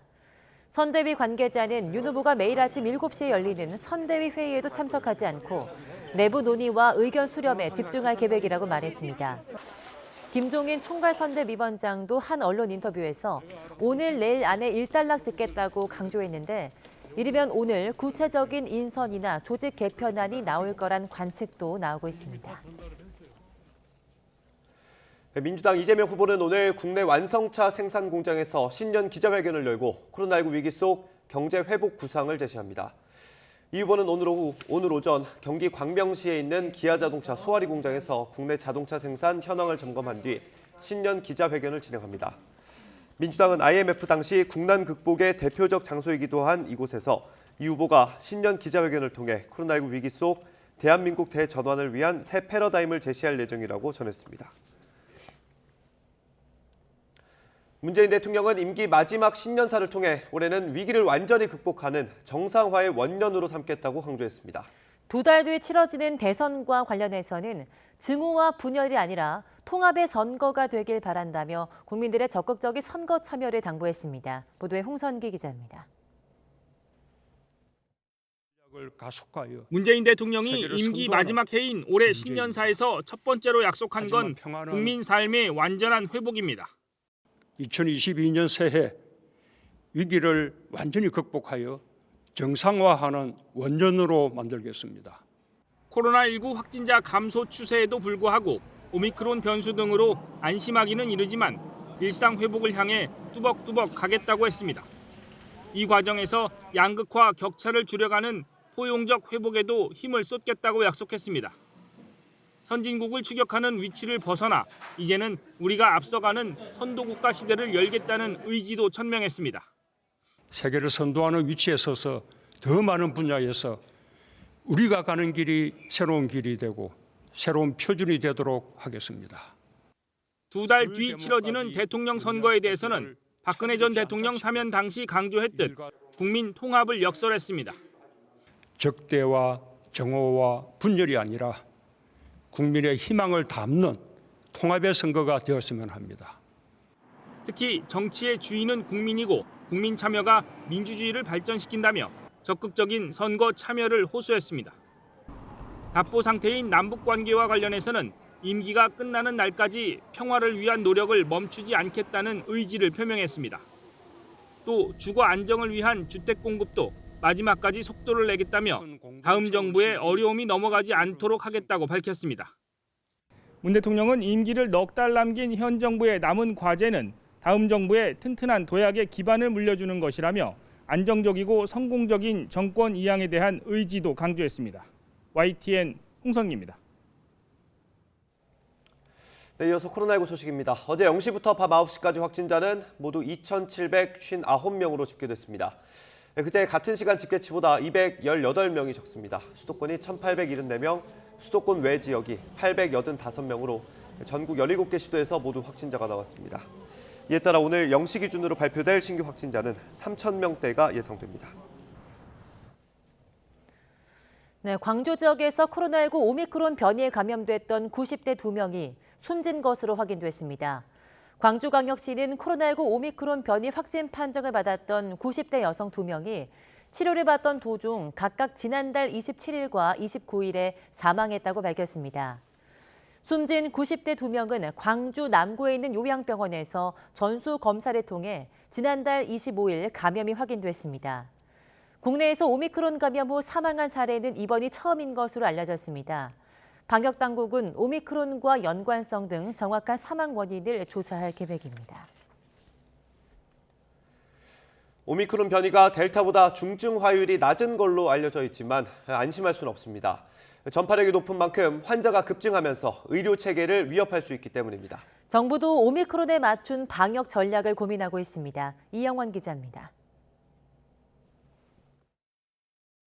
오미크론 변이 전파력은 델타 변이의 2~3배로 추정됩니다. 이미 오미크론이 우세종이 된 해외에서 확진자가 폭증하는 가운데 감염자가 늘어난 만큼 위중증 사망자는 속출하지 않아 중증화나 치명률은 상대적으로 낮은 것으로 알려졌습니다. 통계적으로도 그렇고 오미크론이 폐 손상을 좀 덜 일으키기 때문에 중증 위험률이 좀 떨어진다라는 추가적인 동물 실험 단계이긴 하지만 뒷받침해 줄 수 있는 기전이 될 것 같고요. 하지만 이는 해외 상황과 일부 연구 자료를 바탕으로 한 만큼 아직 일반화하기엔 이르다는 게 정부 판단입니다. 오미크론 감염자가 대부분인 영국의 경우 자연 감염이 많아 중증화율이 낮을 수 있어 인구 대비 1.2% 정도만 감염된 우리나라와 단순 비교할 수 없다는 겁니다. 영국의 경우에는 지금 여태까지 누적된 확진자 수가 인구 대비해서 거의 20%에 가깝습니다. 재감염의 경우에 상당히 증상이 온화해지는 경우가 있기 때문에 이제 위중증률에 대해서 경우가 좀 다를 수 있다라는. 치명률이 낮다고 해도 전파력이 크면 환자가 급증해 의료 대응을 어렵게 할 수 있다는 점도 문제입니다. 중증화율이 낮더라도 실질적인 피해 규모는 커질 수 있는 만큼 정부는 오미크론에 맞춘 방역 전략을 마련하고 있습니다. 우선 확진자 급증에 대비해 신속 항원 검사를 확대해 감염 여부를 빨리 확인하는 방안이 검토 중입니다. 중증화 위험이 있는 고위험 환자를 조기에 찾아내 치료하기 위한 건데 정확도가 떨어지는 문제가 있는 만큼 1차 검사로 활용한 뒤 PCR 검사를 추가할지 등 보완책을 고심하고 있습니다.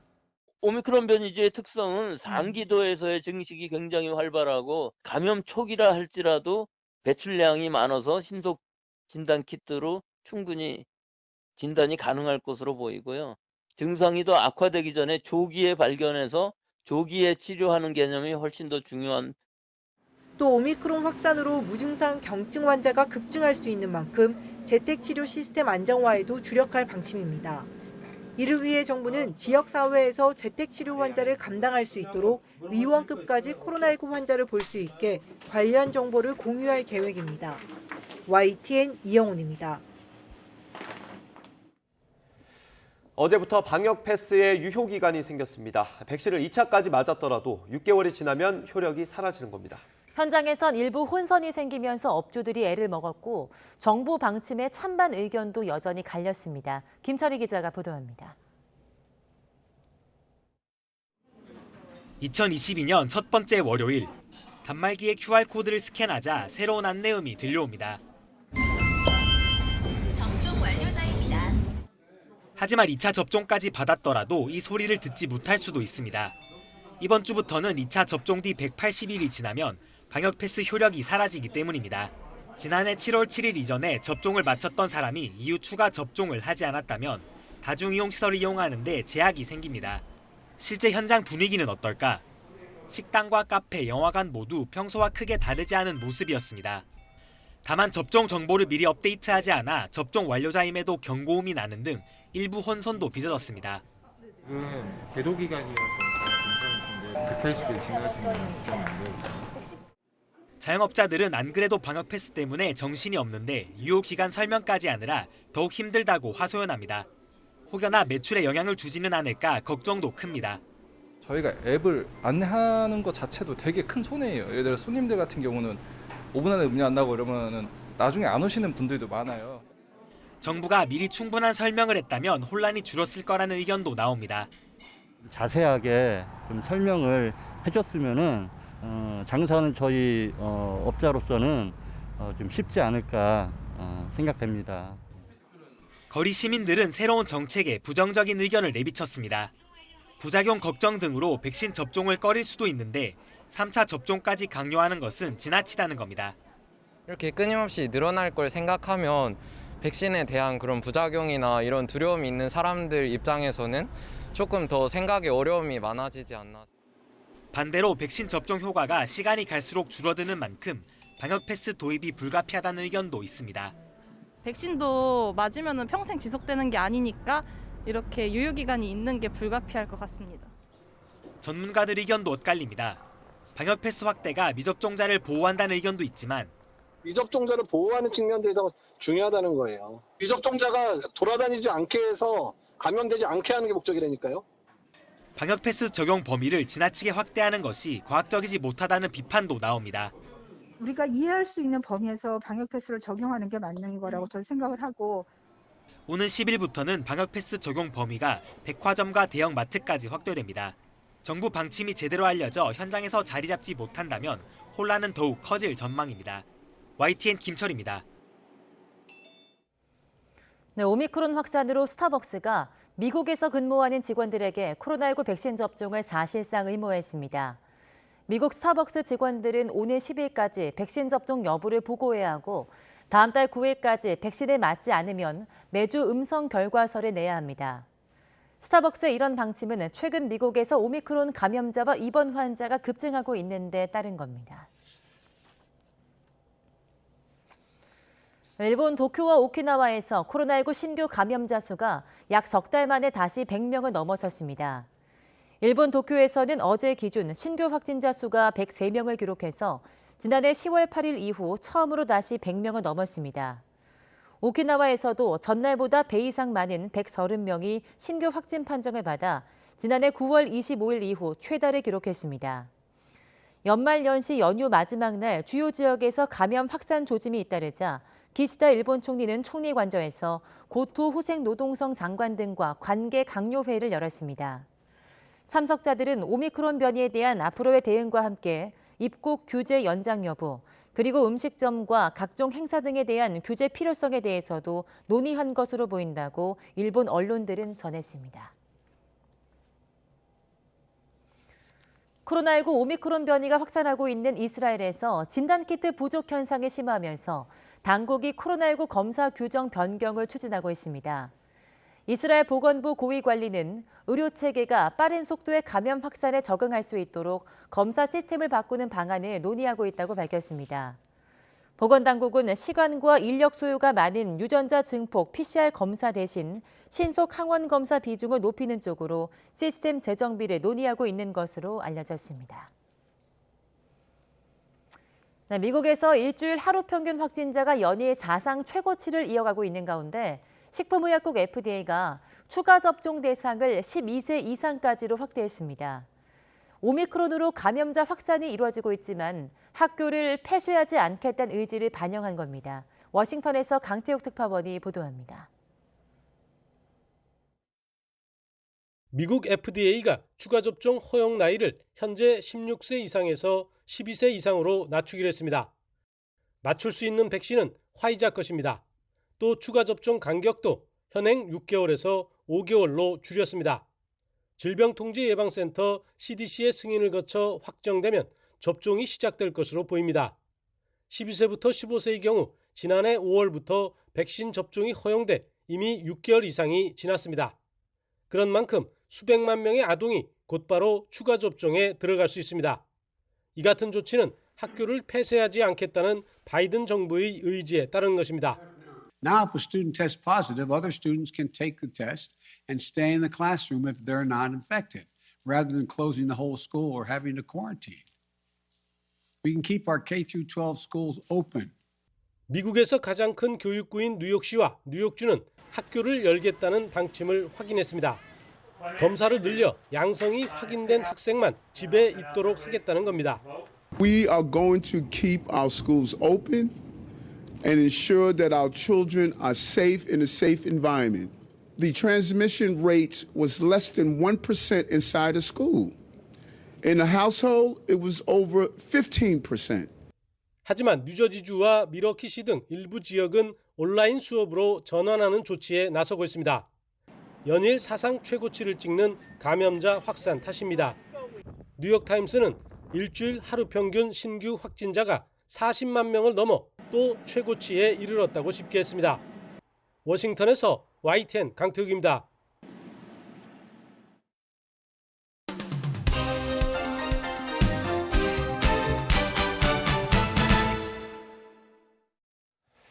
네, 오늘 아침 신문은 어떤 소식을 중요하게 다뤘는지 짚어보는 시간입니다. 오늘도 이현웅 아나운서 나와 있습니다. 어서 오십시오. 안녕하십니까?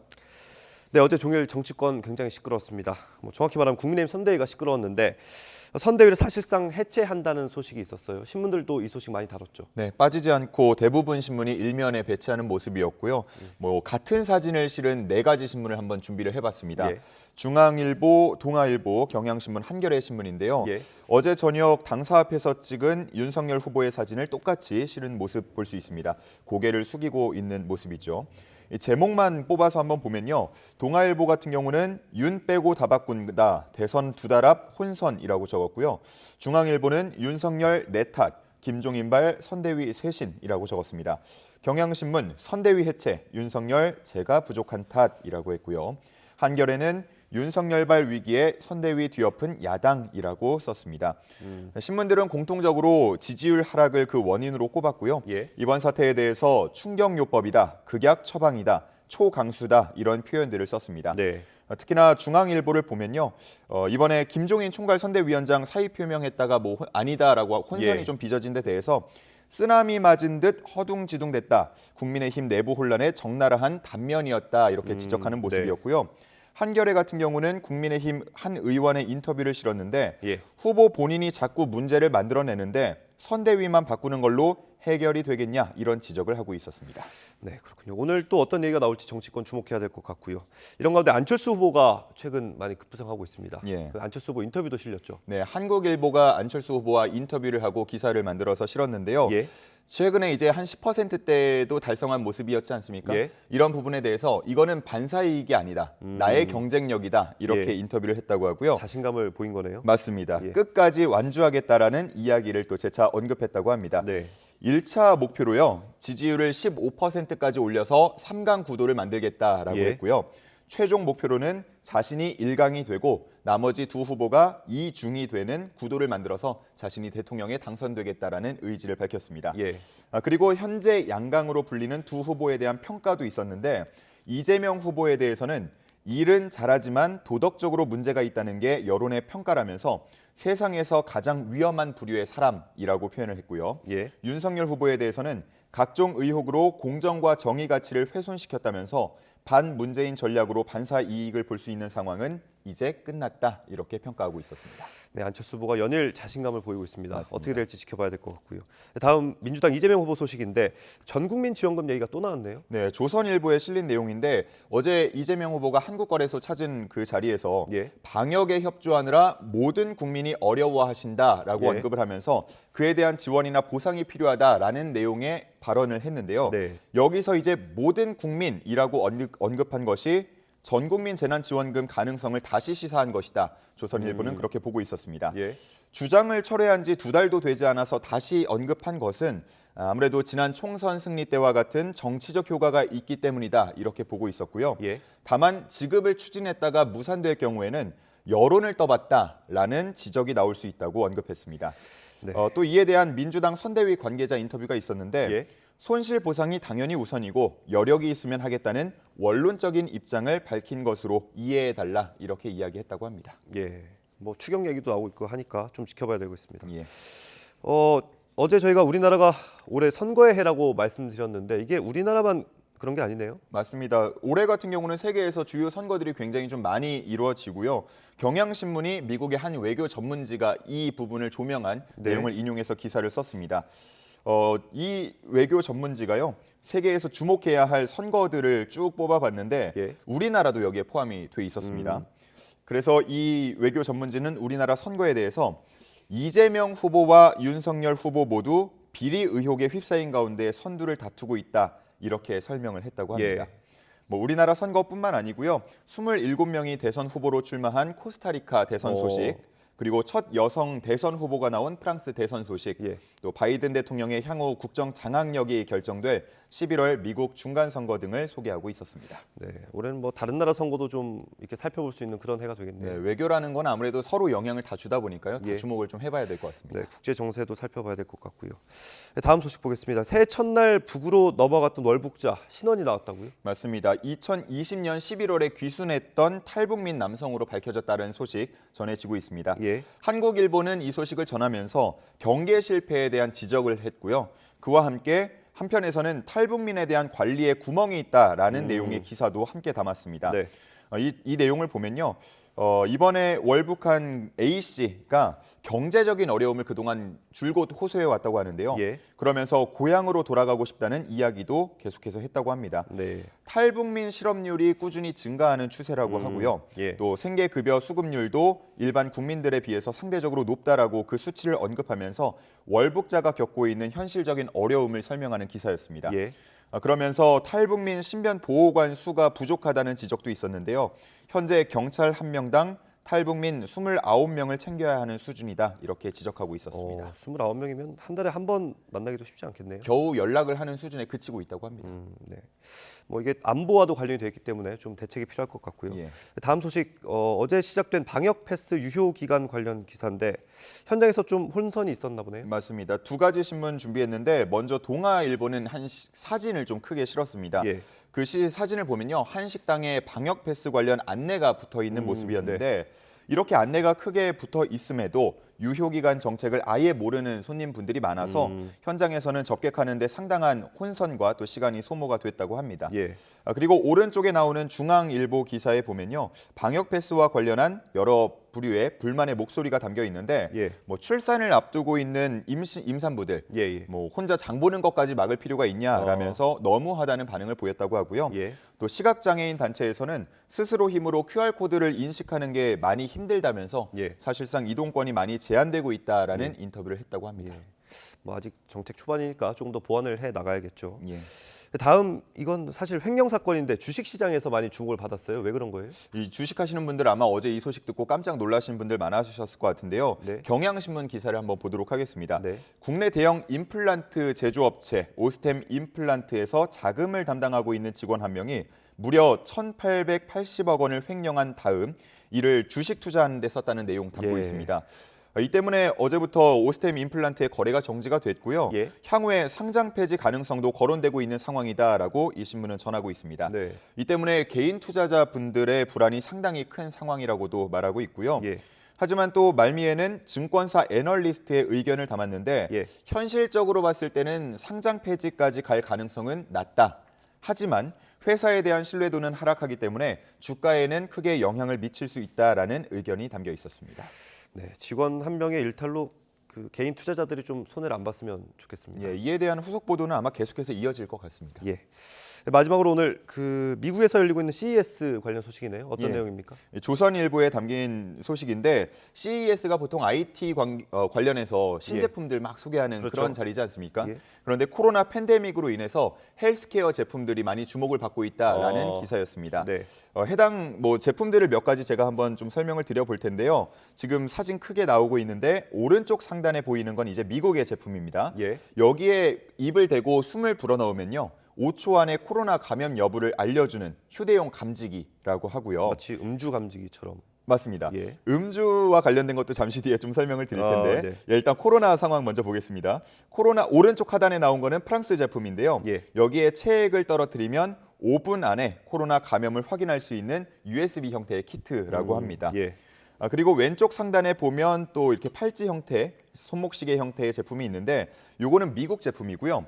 노인의 일상생활 패턴을 모니터링하고 평소와 좀 다른 부분이 있으면 가족들에게 알림 메시지를 보내는 그런 제품인데 예를 들어서 노인분께서 침대에 좀 평소보다 더 오래 누워 있으면 이거 조금 이상하다라고 예. 하면서 가족들한테 알림을 보내는 그런 제품이라고 합니다.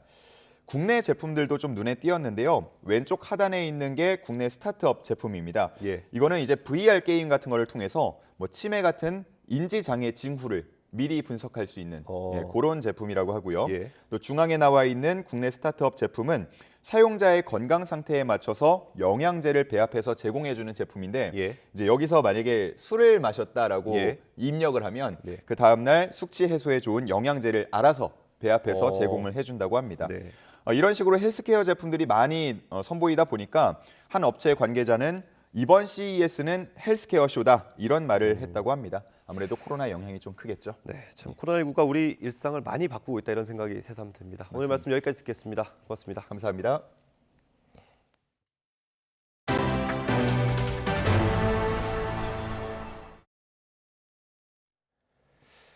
네, 코로나19 사태 장기화 등에 따른 원자재 공급과 인상 문제가 새해 벽두부터 심상치 않습니다. 지난해 요소수 대란 때문에 곤욕을 치렀는데 이번에는 인도네시아산 석탄 파동에 먹구름이 꼈습니다. 보도에 김상우 기자입니다. 전국을 강타 중인 매서운 한파. 1월은 연중 전력 소비가 가장 많은 편입니다. 국내 발전 비중은 석탄이 35%쯤으로 가장 많고 그다음은 원자력, 가스 등의 순입니다. 국내 석탄 수입은 절반은 호주로부터 하고 그다음은 인도네시아로 20%쯤 됩니다. 세계 최대의 석탄 수출국인 인도네시아가 1월 한 달간 석탄 수출을 전격 금지한 것과 관련해 범정부 긴급 대책회의가 열렸습니다. 정부는 중국 등과 석탄 확보 경쟁이 벌어지더라도 이달 인도네시아에서 오는 물량의 55%가 이미 선적돼 있어서 큰 타격은 없을 것으로 내다보고 있습니다. 특히 인도네시아산 수입 비중이 높은 중국과 인도의 전력 수급 영향 등에 대한 상황 점검도 함께 함으로써 지난 겨울 동안에 발생하고 있었던 천연가스 시장의 공급 동향과 유사한 문제는 인도네시아발 석탄 등 국제 원자력 가격 인상과 수출 금지가 장기화하는 경우입니다.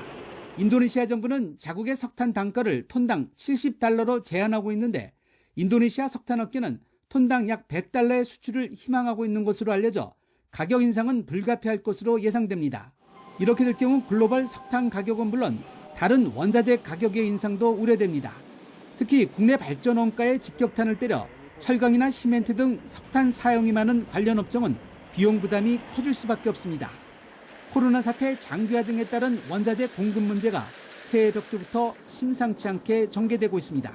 YTN 김상호입니다. 네, 아이폰 제조업체 애플이 전 세계 최초로 장중 시가총액 3조 달러를 넘었습니다. 애플은 나스닥에서 장중 한때 182.88달러까지 올라서 역대 최고가를 기록했고 182.01달러의 장을 마쳤습니다. 로이터 통신은 애플이 자율주행차와 메타버스 등 신시장 개척과 잘 팔리는 제품을 계속 내놓을 거란 기대로 시가총액 장중 3조 달러를 기록한 전 세계 최초의 기업이 됐다고 보도했습니다. 네, 금융당국의 돈줄 조이기와 대선을 앞둔 관망세 등의 영향으로 주택 매매 거래량이 대폭 줄어든 것으로 나타났습니다. 국토교통부 자료를 보면 지난해 11월 주택 매매 거래량은 6만 7천여 건으로 한 달 전보다 10.8%, 1년 전보단 42.5% 급감했습니다. 11월까지 전국의 누적 주택 매매 거래량 역시 96만여 건으로 1년 전보다 15.6% 감소했습니다. 특히 아파트 거래량이 11월 누적 기준으로 1년 전보다 22.9% 줄었고 아파트를 제외한 거래는 오히려 3.8% 늘었습니다. 지난달 5대 시중은행의 가계대출 증가세가 크게 감소했습니다. KB 국민 등 5대 시중은행에 따르면 이들 은행의 지난달 말 가계대출 잔액은 709조 529억 원으로 1개월 전보다 3,649억 원 늘어나는 데 그쳤습니다. 가계대출 증가액은 지난해 10월 3조 4,380억 원, 11월 2조 3,622억 원을 기록해서 3개월 연속 감소했고 12월 증가액은 전월 증가액보다 85%가량 감소했습니다. 가계대출 증가세가 확 꺾인 데는 개인 신용대출 잔액이 1조 5,766억 원 감소한 영향이 컸습니다. 은행 관계자들은 연말 상여금 요입으로 마이너스 통장이 메워지는 등 상환이 늘면서 신용대출 잔액이 크게 줄었다고 설명했습니다. 네, 새해 첫날 충남 아산시에 있는 보일러 공장에서 큰 불이 나 축구장 7개 면적을 태웠는데요. 1차 합동 감식이 진행됐지만 붕괴 위험 때문에 장시간 조사가 어려워 원인 규명까지는 시간이 더 필요할 것으로 보입니다. 양동훈 기자입니다. 새해 첫날 아침 충남 아산시 탕정면에 있는 보일러 공장에서 큰 불이 났습니다. 소방당국은 인접 소방서의 소방력까지 동원하는 대응 2단계를 발령해 11시간 만에 불을 껐습니다. 휴일이어서 공장이 멈춰 있었고 처음 불이 난 건물에 사람이 없었기 때문에 다행히 인명피해가 생기지는 않았습니다. 하지만 축구장 7개 면적에 달하는 공장 2개 동 4만 9천여 제곱미터를 태웠고 재산 피해는 소방서 추산 85억 원에 달합니다. 경찰과 소방, 국립과학수사연구원 등은 이곳 공장에서 1시간 10여 분 동안 합동 감식을 벌였습니다. 붕괴 위험으로 많은 인원이 오랫동안 조사할 수가 없어서 서둘러 마무리됐습니다. 이 때문에 화재 원인 파악까지 다소 시간이 걸릴 전망입니다. 불에 탄 건물 상태가 너무 심해서 붕괴 위험이 있기 때문에 제한적으로 조사가 이루어지고 있는 상황입니다. 일단 경찰은 방화로 불이 났을 가능성은 낮은 거로 판단하고 있습니다. 불이 나기 전 공장에 출입자가 없었기 때문입니다. CCTV 상으로는 화재 발생 전인 17시부터 발생한 날까지 출입자가 전부합니다. 따라서 저희는 방화 가능성은 없는 걸로 일단 그렇게 판단을 하고 있습니다. 관련 기관들은 공장 붕괴에 대한 대비책을 마련한 뒤 화재 원인을 찾기 위해 조만간 합동 감식을 재개할 계획입니다. YTN 양동훈입니다. 네, 지난달 경기도 고양시 상가 건물에서 발생한 땅 꺼짐 현상의 원인을 파악하기 위해서 정밀 안전 진단이 시작됐습니다. 이 건물 주변 일산 지역에선 최근 몇 년 동안 비슷한 땅 꺼짐 사고가 이어졌는데 이 지역의 지반 자체가 약한 만큼 기초 공사를 더 깊이 해야 한다는 지적도 나왔습니다. 홍민기 기자가 취재했습니다. 땅 꺼짐이 일어난 경기도 고양시 마두역 근처 상가 건물. 땅 꺼짐 원인을 파악하기 위해 정밀 측정 장비가 투입됐습니다. 한국건설안전협회 소속 전문가들도 고양시 관계자들과 건물 안으로 들어갔습니다. 지난달 31일 관련 보도가 나간 이후 처음으로 정밀 안전 진단이 시작된 겁니다. 집안 침하와 건물 균열 원인을 파악하고 붕괴 위험도를 측정하는 데 초점이 맞춰졌습니다. 아마 일주일 정도는 될 겁니다. 아마 요 옆에 건물까지 같이 해야 될 거로 보여지기 때문에 이번 정밀 진단은 2주에 걸쳐 진행될 예정입니다. 고양시는 우선 건물에 지지대 55개를 설치하고 진동 감지 센서와 CCTV를 통해 붕괴 위험을 살피고 있습니다. 내려앉은 이 부분을 오늘 타가지고 여기 이제 5시간이 지나고 있어서 그것도 우리가 지금 우선 조사를 해야 되기 때문에 그렇게 진행할 겁니다. 이 건물이 있는 고양시 일산 지역에선 최근 5년 동안 땅 꺼짐이 모두 6번 발생했습니다. 전문가들은 당초 이 지역이 미세한 모래로 이뤄져 집안이 취약한 곳이라고 지적했습니다. 신도시 개발 과정에서 이 위에 흙을 덮기도 했는데 그만큼 건물 기초를 더 깊이 세워야 땅꺼짐 사고를 막을 수 있다는 겁니다. 실제로 사고가 일어난 상가 건물은 기초 공사의 지하 3층 깊이까지 포함해 땅 밑으로 12m 정도 공사가 이뤄졌는데 이 정도로는 부족하다는 지적이 나옵니다. 경기도 일산은 농경지였고 농경지는 일반적으로 퇴적지예요. 기초의 위치가 더 깊었으면은 고양시는 안전진단 결과 붕괴 위험이 없다는 게 확인돼야 입주시설의 영업을 허용할 예정입니다. 다만 사고 책임이 아직 명확하지 않은 만큼 입주자들에 대한 보상 방안은 논의하지 않고 있다고 설명했습니다. YTN 홍민기입니다. 네, 코로나19로 새해 첫날 하던 시무식 표정도 달라졌습니다. 모이는 게 어려워졌기 때문인데요. 헌혈하고 비전을 선포하는 현장을 김범한 기자가 다녀왔습니다. 코로나 방역 최일선에 있는 보건소 앞 주차장에 헌혈 버스 2대가 들어옵니다. 코로나의 방학까지 겹치면서 혈액 확보가 어려워지자 공무원들이 새해 첫날부터 헌혈 봉사에 나선 겁니다. 코로나로 인해서 요즘 헌혈 수급에 많은 어려움이 있다고 들었는데 2022년 새해 이렇게 헌혈할 수 있어서 되게 뿌듯하고요. 건강한 혈액 나눔의 발길은 종일 이어졌습니다. 전남 보성군은 새로운 성장 동력과 주민 행복 실현을 위해 사회 간접 자본 확충 등 리붓 333 비전을 선포했습니다. 보성군은 비전에 오봉산 구들장의 세계문화유산 등재와 녹차 엑스포 성공 개최 등 3가지 분야별로 새해 희망을 담았습니다. 코로나19로 힘든 시기입니다. 2022년 국민과 함께 모든 분야에서 다시 시작한다는 의미로 관행적인 시무식이 아닌 보성의 비전을 제시하고 어려움을 함께 나눠지겠다는 의미를 담아 헌혈에도 함께 참여하게 되었습니다. 그림같이 펼쳐진 차밭 입구에는 지역 특산품과 문화유산이 어우러지는 공간도 이민년을 맞아 새로 문을 열었습니다. 다양 아트밸리는 20여 농가의 명품 녹차와 가공품 그리고 녹차 먹인 돼지를 위주로 한 녹돈 삼합도 선보였습니다. 소비자분들이 여기 참여하셨을 때 보성 녹차 맛도 즐기지만은 다양한 문화공간 체험을 통하여 현재 코로나로 어려웠던 이 시기를 잘 극복할 수 있을 거라고 생각합니다. 보송하면 녹돈, 그다음에 쪽파김치, 하지감자 이 음식들이 충분히 대한민국을 대표하는 음식이 될 수 있겠다 이 생각에 저희가 지금 만들었고 개발을 하고 색다른 시무식으로 한 해를 연 보성에서는 오는 4월에 대한민국 녹차 수도 세계로 미래를 주제로 한 차 엑스포도 열릴 예정입니다. YTN 김범환입니다. 네, 오늘 새벽 2시 반쯤 경북 영덕군 화수리 야산에 불이 나 산림 0.05헥타르를 태우고 1시간 만에 진화됐습니다.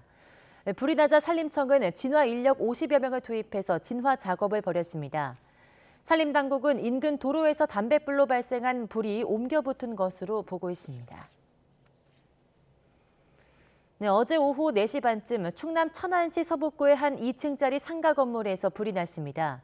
불은 30여 분 만에 꺼졌지만 대피 과정에서 30대 한 명이 연기를 흡입해 병원으로 옮겨졌습니다. 화재 원인은 아직 밝혀지지 않았습니다.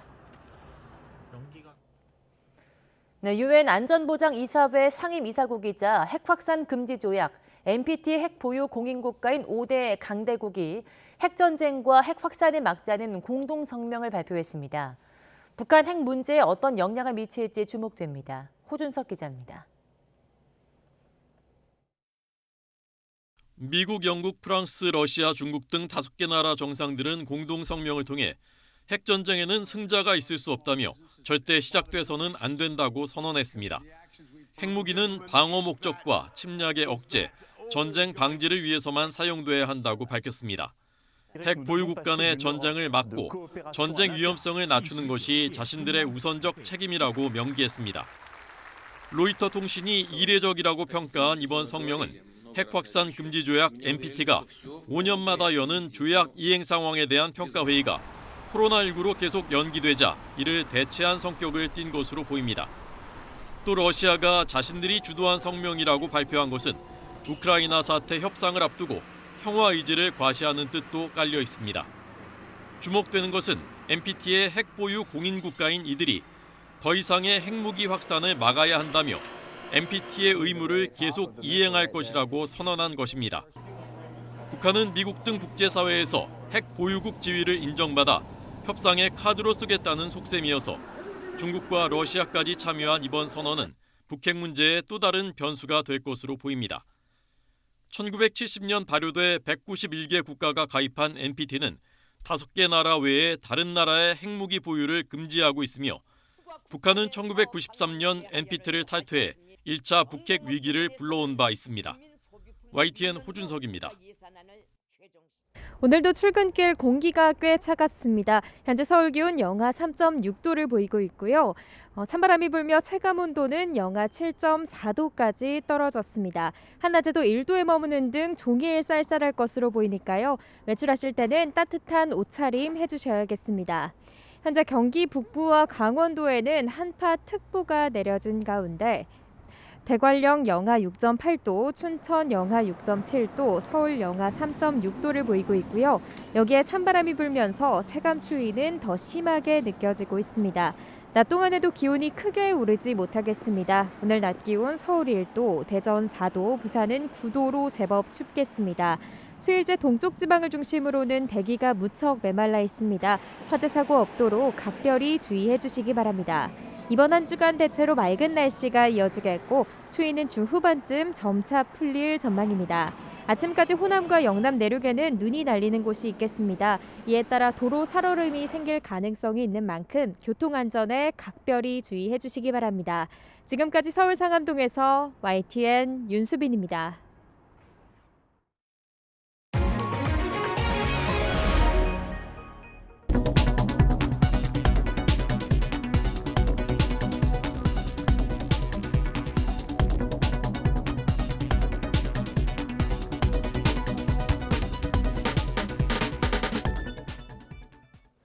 이상으로 굿모닝 YTN 마치겠습니다. 잠시 후 YTN 24가 이어집니다. 시청해주신 여러분 고맙습니다.